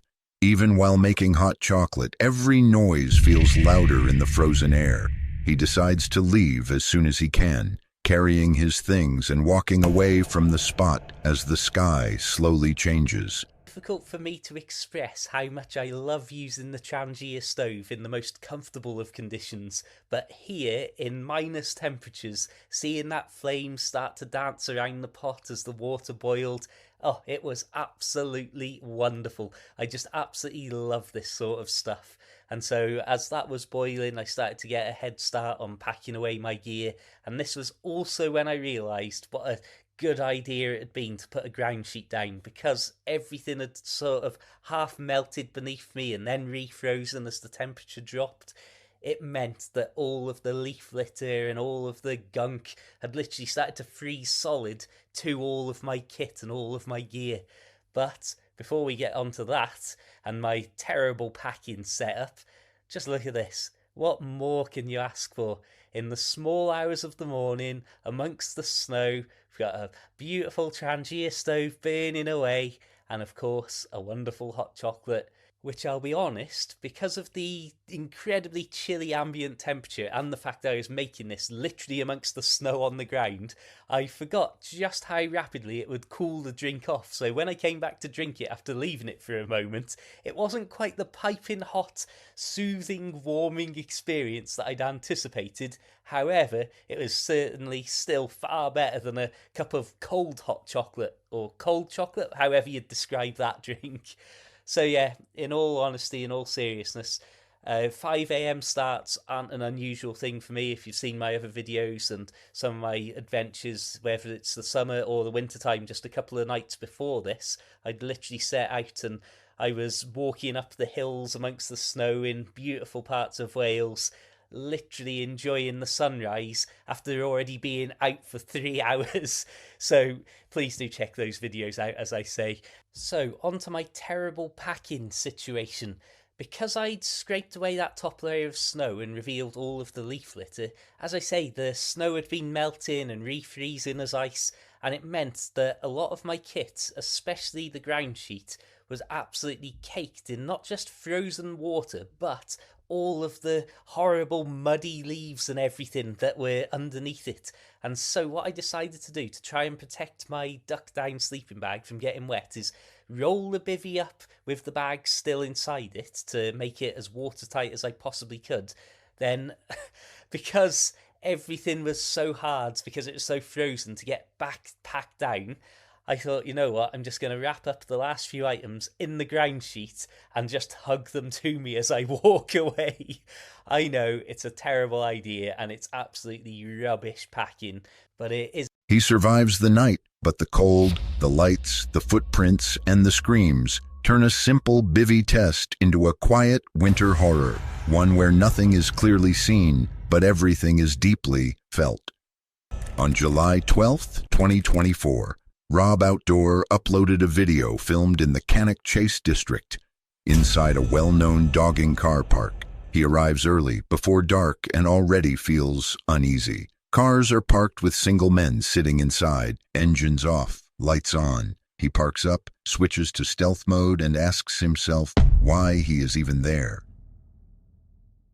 I'm taking the camera off the screen, off the windscreen, because there's a few cars down here already, and it's only 6 o'clock. Don't get me wrong, there could be dog walkers, but again, as per last time, we've already seen single male occupancies in the vehicles. At least 2 vehicles with single male occupants. Jesus Christ. I'll show you at some point later on how bad the road is on the way in here. The actual, the drive. And you can't tell me people want to drive down this car park just to walk their dogs. We're in the back now, into stealth mode. We're right up against this sort of, oh god, here we go. I'm going to say right up against this here, so no one can park next to me. That's the drive you come in, and this was only a small car park. So that car there, single male occupant. Car next to it, guy just walking his dog, and the car next to that, single male occupant. And then there's a couple of empty cars here, which I assume are dog walkers. So again, what are people doing here? What do people, if they're not, I mean, what am I doing here? For a while, he tries to act normally. He cooks dinner inside the van, but the space feels tight and tense. Outside, more vehicles arrive and stop too close. A van pulls up directly in front of him and blocks his view. Nothing is said, but the silence feels heavy.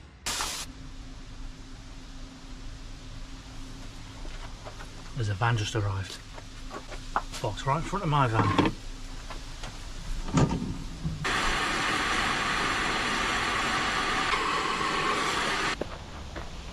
This place is weird.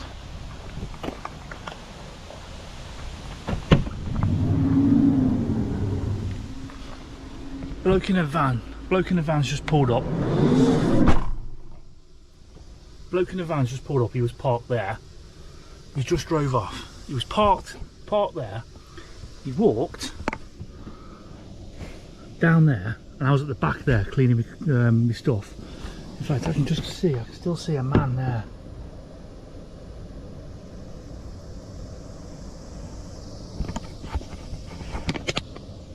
See him?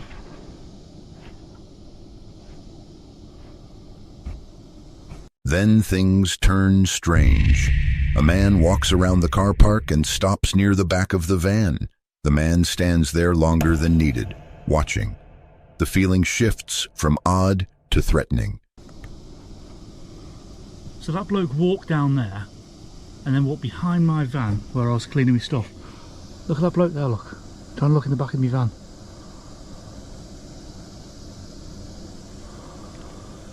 Look at him.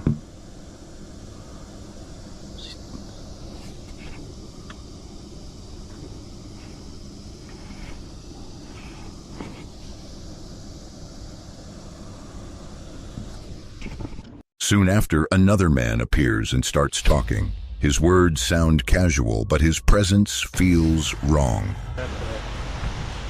Yeah, just going a bit of dinner, like, you know what I mean? So, yeah. How about yourself, you alright? Yeah, having a day of them. Yeah. Much about? Not today, actually. No. Saw a couple, but always say some down to us, Brereton. Yeah. But, no, it's nice to do, isn't it? It's nice to get away into it. Yeah.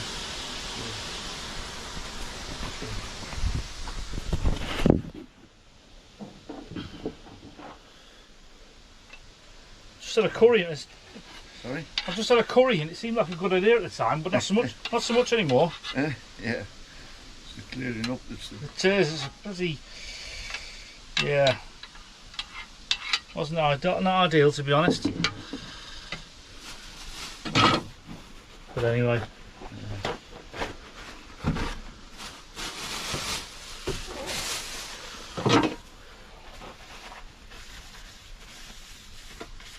You will. Well equipped anyway. Well, try my best. So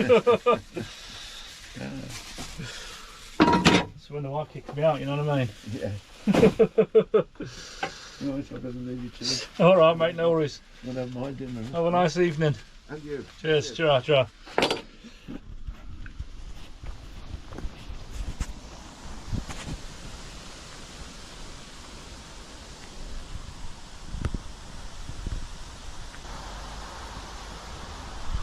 You can't tell me that's not weird. An Astra estate. Something tells me he'll be back. As the night goes on, cars keep returning. A van drives past again and again, slowly, as if it's checking. Two men walk near the back doors earlier, standing close, trying to look inside while pretending nothing is happening. Back door open. Open to about there. So you can't exactly go through there. Two blokes come through, walking through here. They were hovering here. Stood in this little area. Trying to peer into the van.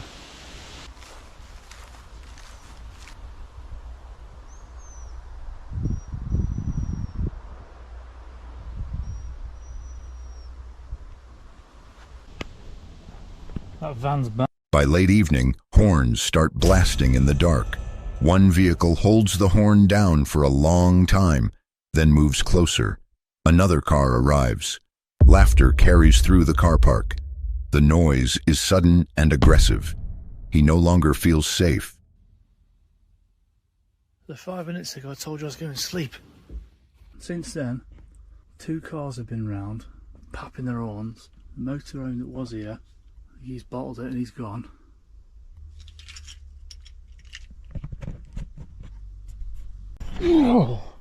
Right, so full disclosure, it's now, how is it?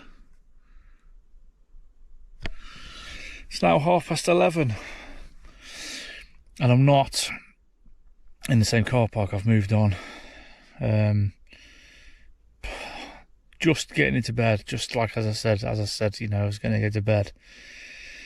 A couple of cars turned up. One held its horn on in the main car park for ages, and then he pulled next to the other camper van that was there.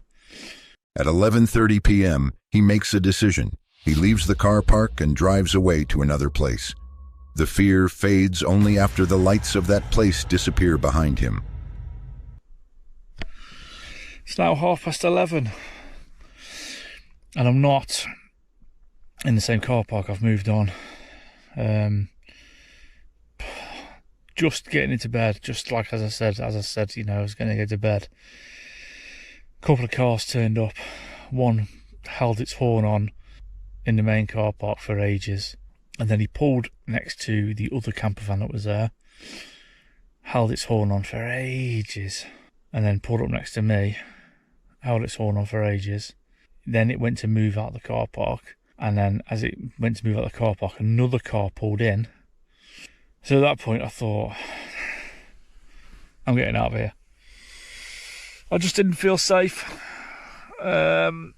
Nothing truly bad happens that night, but the looks, the waiting cars, the horns, and the feeling of being watched turn an ordinary van stay into a quiet, real-world horror. On October 3rd, 2024, Moxley's Paranormal World uploaded a video filmed in a haunted forest near the old pit, where 344 men and boys died. He goes there alone, knowing the stories locals whisper about this place. Well, good morning everybody. So I've come out this morning. It's just turned 6 o'clock now, and I'm heading back to Pretoria Pit. So if anybody's seen the overnight camp, they'll know where I'm on about. When I come here and done the overnight camp, it was raining most of the night. It absolutely started lashing it down.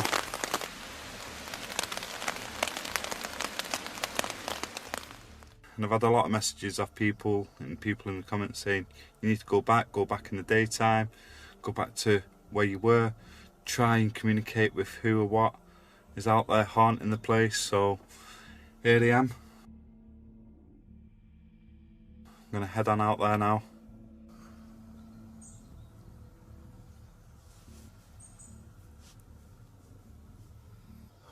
Right, let's go.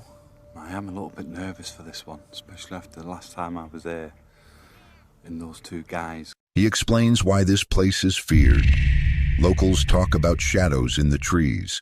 Police once came after an explosion. Later that night, officers claimed they saw body parts and smelled burnt flesh, but nothing was found. No proof, no answers. Hidden. Am I nervous coming on this one? Yeah, of course I am, because I've read the reports on this place. I've heard the stories on this place from people.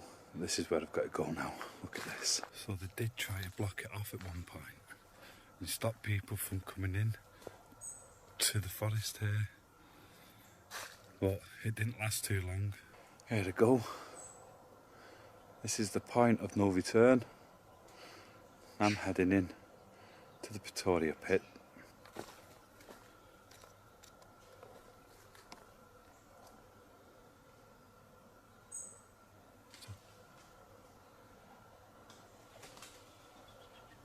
I thought I heard somebody. What? Deeper in the forest, he hears footsteps, then shouting, then someone yelling, "Get him!" He freezes. He moves off the path and hides, not knowing who they meant or if it was him. Shouting. Then I heard one of them shouting, "Get him!" So I've moved into the forest thinking, oh shit, they know I'm here. Are they on about me? And then I heard a bit of a scuffle. Then some shouting, and then you could literally hear somebody getting punched. And you could tell they were having a proper scuffle out here. So I've come deep into this bit of the forest here, just to lay low. Is that here good?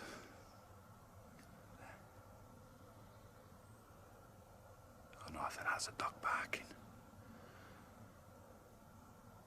Sound like a dog barking. Oh, yeah, I don't want to be involved with anything like that.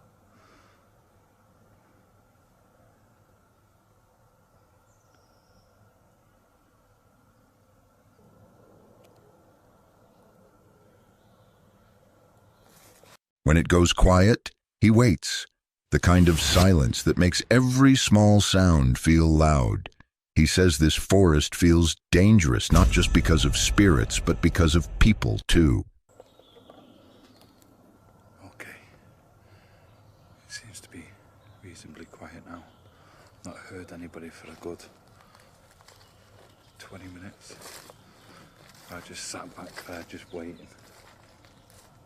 Literally just sat on the log, backside, and everything's pit wet through because it's been raining for the past couple of days, and it heavily poured it down yesterday and the day before, so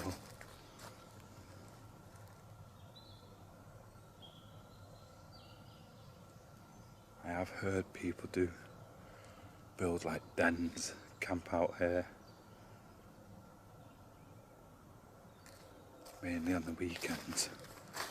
But let's get to where I camped when I was out here on my own, when I'd done my solo camp. Then we'll do a bit of an investigation. As he walks, he feels something brush his face again and again, like spider webs that are not there. He checks his skin. Nothing. The feeling stays. 3-4 times then. I thought I walked through a cobweb. Then it happened again. Then it happened again. It keeps feeling like I'm walking through a cobweb, but there's nothing on my face.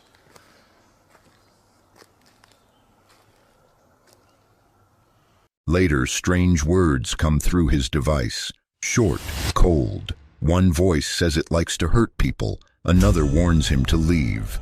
He does not shout. He does not run. but his voice changes. It likes to hurt people. What likes to hurt people? The devil's chair? Has been reports. That's what it does. You sit on this chair. There's loads of stories. And when I looked it up on the internet, there's stories all over the world of a devil's chair and so on and so. So it could just be a local myth, to be honest. But it'd be great if walking out here and come over some weird chair in the forest and then just to randomly sit on it to see what happens. Something that happens every day, I suppose, isn't it? I literally stopped recording just to try and find my bearings because I was so focused on just talking to Spirit Talker that I forgot to take notice of where I was walking. And it literally said, sitting in, what we're on about? Devil's chair? Sitting.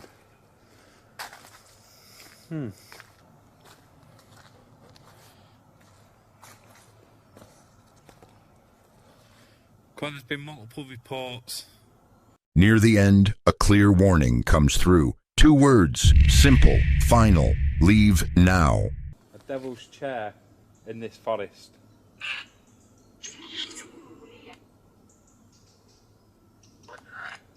And if there is, can you tell me whereabouts it is? Leave now.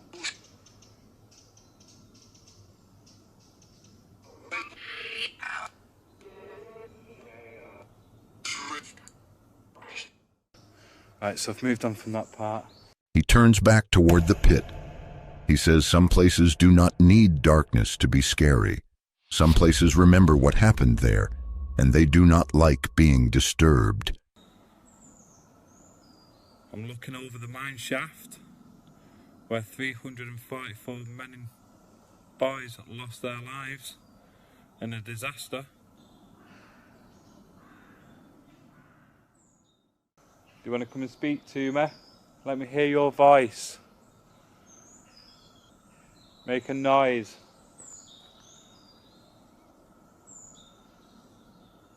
So I know you're here. Nothing attacks him. Nothing shows itself clearly, and that is what makes it worse. On August 19th, 2022, in a quiet forest near their village, he and his wife went into the woods for a simple wild camp. It was meant to be calm and relaxing, but the forest felt different that day. We're out in the woods, me and the missus, and yes, we just marched to a spot that I've camped at before, and yeah, we're almost there, and I happened to glance to one side and there was a tent hiding in the bushes, so someone beat us to it, so we've had to move on. We've come somewhere else and just left that bit of the forest well alone. Don't want to freak anyone out. So yeah, here we are under this big oak, and yeah, well, what we got? We're gonna have G&T because we're hot and bothered. This is, what is this? Mango and passion fruit gin and tonic. Oof. Quite strong, isn't it? That is strong. So we're just going to have a drink and some snacks, and then we'll start getting set up. So excuse us a minute. They set up camp under a big oak tree. Food was cooked, drinks were poured, and for a short while everything felt normal. But the forest never fully went quiet.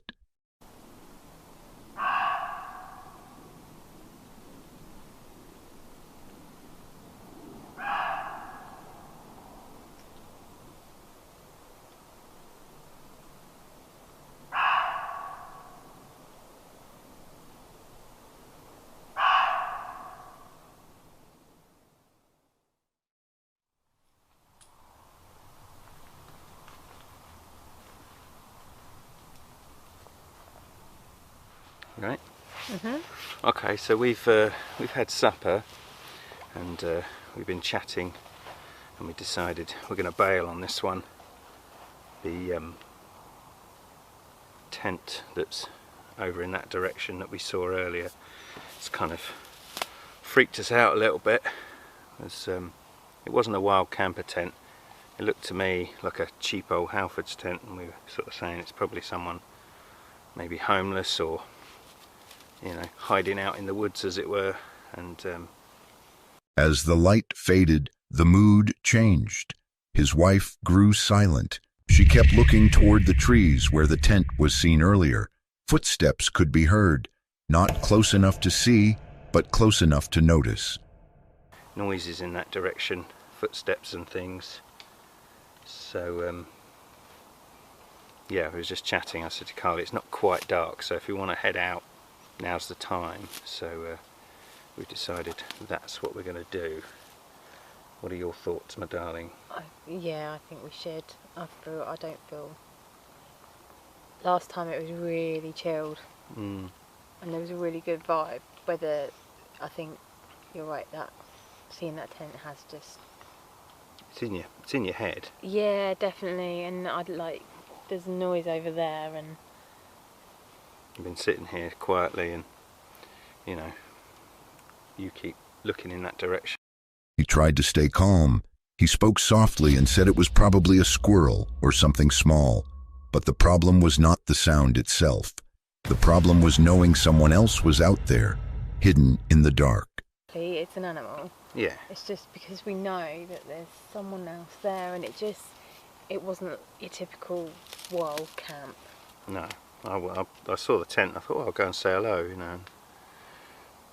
I got a bit closer and thought, it doesn't look like a wild camper tent. It looked like a cheap, you know, I don't know, it's hard to describe. It was a fun... The forest felt smaller now. Every noise felt louder. His wife admitted she did not feel right. The good feeling from earlier was gone. He knew then that staying was a bad idea. Funny vibe to it. So...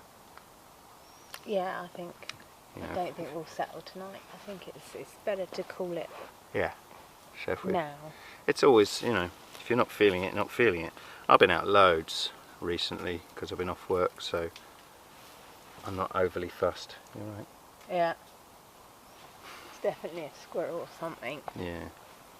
But, you know, if Carly's on edge, it's putting me a bit on edge. So before it gets ridiculously dark, I think we're going to pack up and head home, have a cup of tea and sleep in our own bed, which I'm quite happy to do. So we're going to switch it off now and bail, bail, bail. Van! There's no shame in that. No. I'm kind of half gutted because I do really want to stay in the setup that you've made. I think I'd love... They packed up before full darkness came. Walking out of the forest felt worse than staying still. Live. And yeah, travelling through the woods at night is a lot spookier than just sitting still. Cause... Without dogs, without light, and with the thought of a stranger behind them, fear settled in. He kept looking back. Really creaky. I know, it's so noisy, isn't it? Can't hear anyone sneaking up on us because my bag's too noisy. I keep looking behind us. If someone's there, I'm going to absolutely wet myself. I was carrying that beer can for the purpose. Nothing chased them. No one appeared.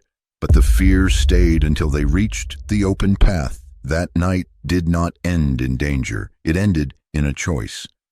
Moving on to our fifth encounter for this video. Case number 5. On July 20th, 2023. Late at night in the woods near the A64, close to the Red Bus Cafe lay-by. Yes, I'm Mr. Pussycat, and welcome back to a new video. And I'm coming to you from the car to begin with. And there's a perfectly good explanation why I'm doing this. He went out to camp in silence, alone, in a place people warned him about. The area was known for strangers coming and going at night. He parked away from the woods so no one would notice him walking in. I am parked. Why are they looking at me? I am parked in a pub car park. On a busy road, I'm parked in the pub. I'm not parked where I'm going to camp. The reason why, if I parked where I'm going to camp, I would be mistaken for somebody that's wanting to do a bit of dogging. As he moved through the gate, the woods felt wrong.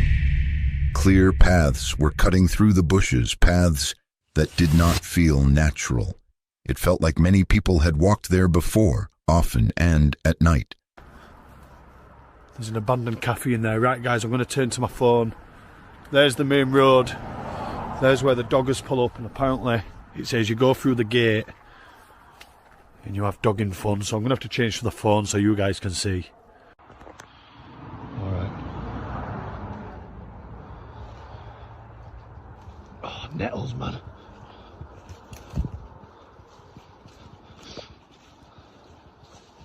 So you can tell there's some clear paths around here. I'm hoping, because there's no cars there yet, there's no one dogging here just yet. That was the plan, to get here early, to beat the doggers. But I haven't done that, have I? I did find like a little flat spot when I was walking about here the other day. And I've got a tent with me that I've only ever set up. While setting up the tent, sounds began to travel through the trees. Soft voices, then a louder noise. The sounds came and went, never staying long enough to see the source.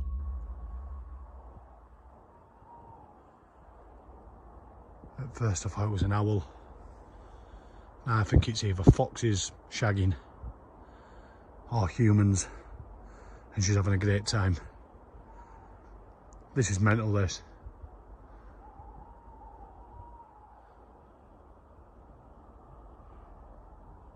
A torch on now.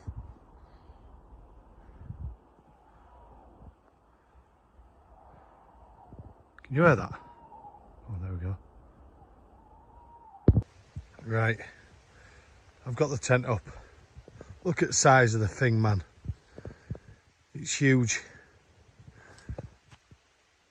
One thing I like about it though is look at the little glow up lights thing when I've got the torch on it. Anyway, this is the Nature Hycopolis too when I'm in a dogging site. Back inside the tent, sleep did not come easily. Flies filled the space. Rain tapped the fabric. Every small sound felt closer than it should. Time moved slowly. Guys, you've never seen so many flies in your life, man. I don't even know if I can pissing open it. It's just started raining and all. What the hell is going... Oh my God. Right. Look at all this. Look at them all. Got pets, man. Or pests.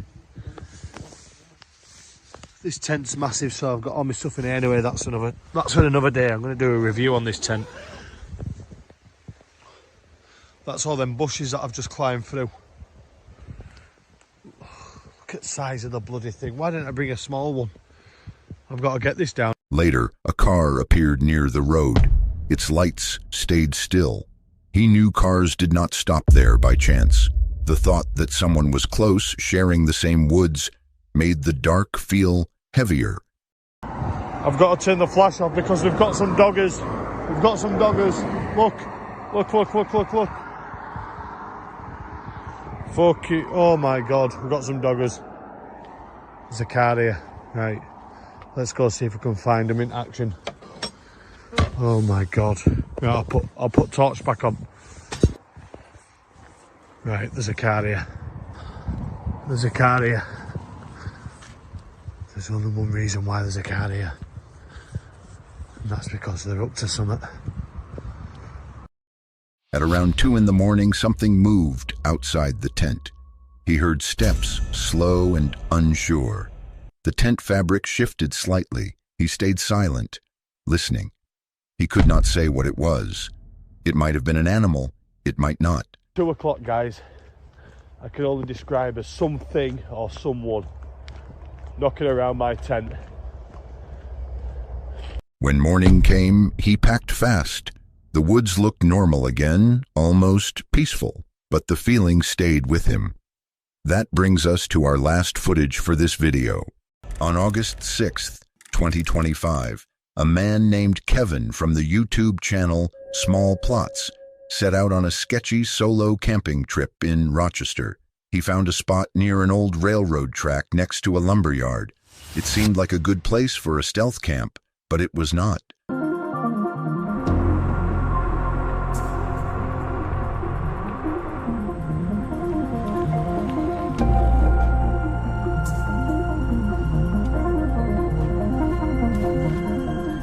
I'm here at the edge of the city.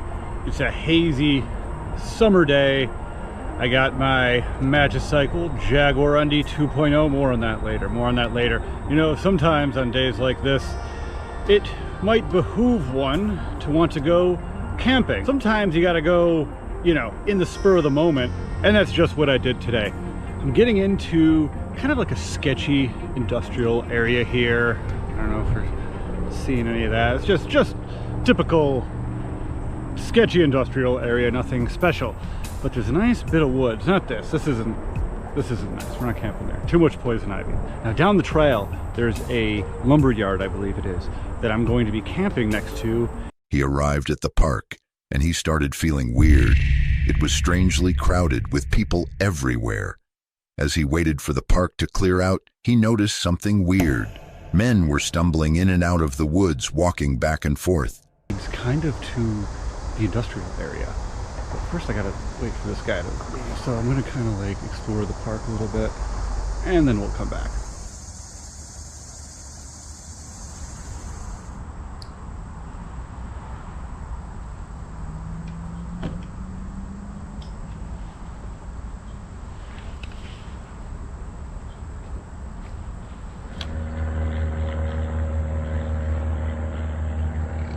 I've been to this park a handful of times in my life, and I've only ever seen like maybe one other person here, maybe a couple other people. This is every park where cars have left, but I'm not even kidding you, there's just like dudes stumbling out of the woods.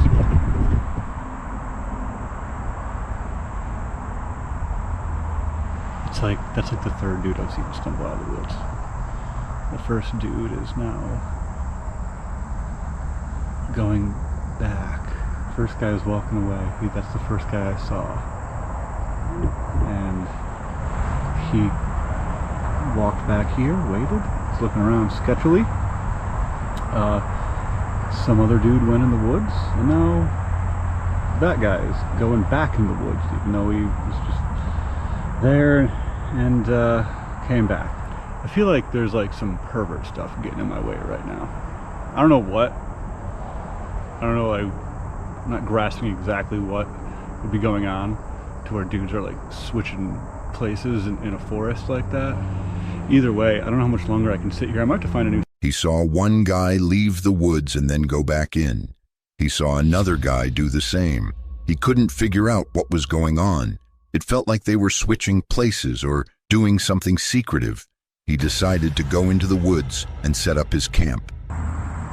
Okay, so the last guy is in his car, but he's just hanging out. I think I'm going to take this opportunity, just in case he does get out, go back in the woods. I'm going to just run and go where I need to go. He won't see me. He'll just see me walk up into the woods. He won't know that I'm about to walk down that little train track there. So I'm going to do that. I'm going to take you along with me. It might be a little bit of a bumpy ride, but I'm going to make this fast.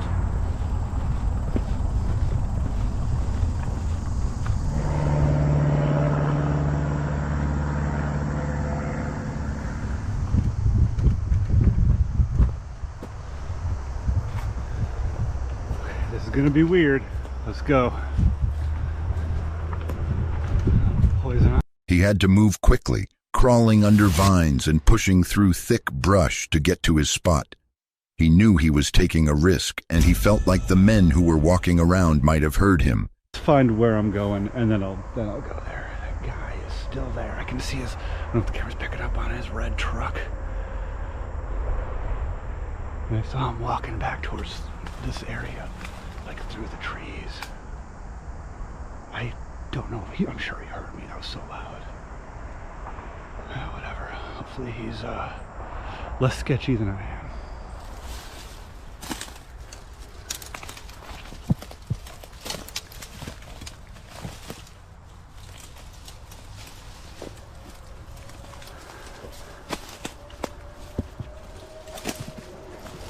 Later, as it was getting dark, he was sitting in his camp when he heard something on the trail. He heard a dog barking and what sounded like a person. He stayed still, hiding in the bushes. I think there's somebody on the trail, so I'm gonna wait a minute. I heard a kid or a dog or something.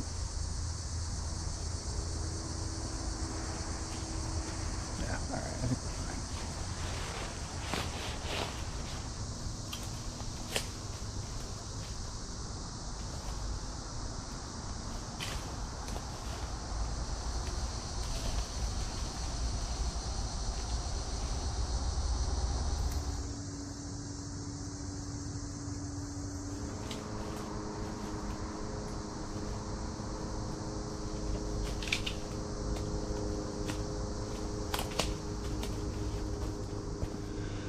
Okay, and hopefully I won't have to do that again until the morning.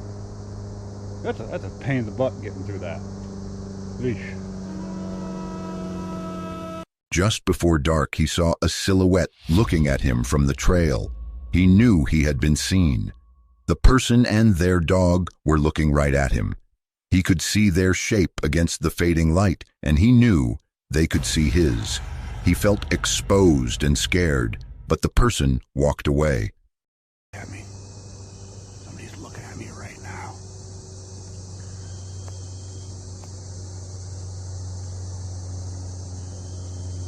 Yeah, they're looking right at me. Their dog barked.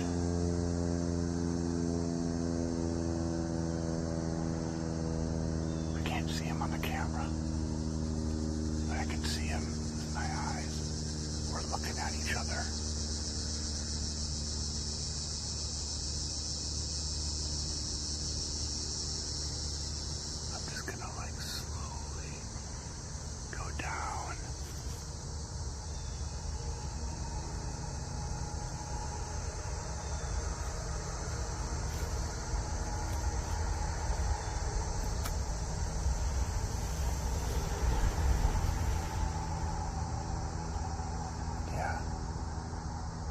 Somebody, they parked, walked over there. I guess they have a dog. And we definitely saw each other. At least I saw him. I assume he saw me. Doesn't sound like he's coming this way. But I was definitely seen. Okay, I think I'm good. Whoever saw me probably just, you know, wanted to steer clear of the guy in the woods. But we saw each other. I saw his silhouette looking at me. I'm sure he saw mine looking at him. I'm kind of in the only somewhat illuminated area in this little bit of forest. But the night was not over.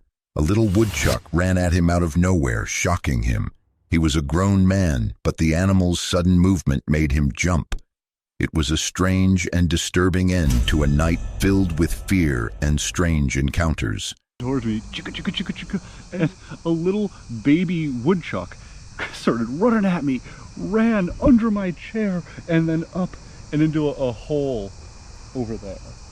I audibly went like, wow! Oh man, that guy was not expecting me to be here. I've never had that happen. The little woodchuck just straight ran under my chair to go over there. You ever have an animal just run at you randomly in the night, even if it's a little woodchuck? That was startling. Well, hopefully those people are actually gone, because if they're not, I definitely just gave myself away going, "Bah!" like Hank Hill style.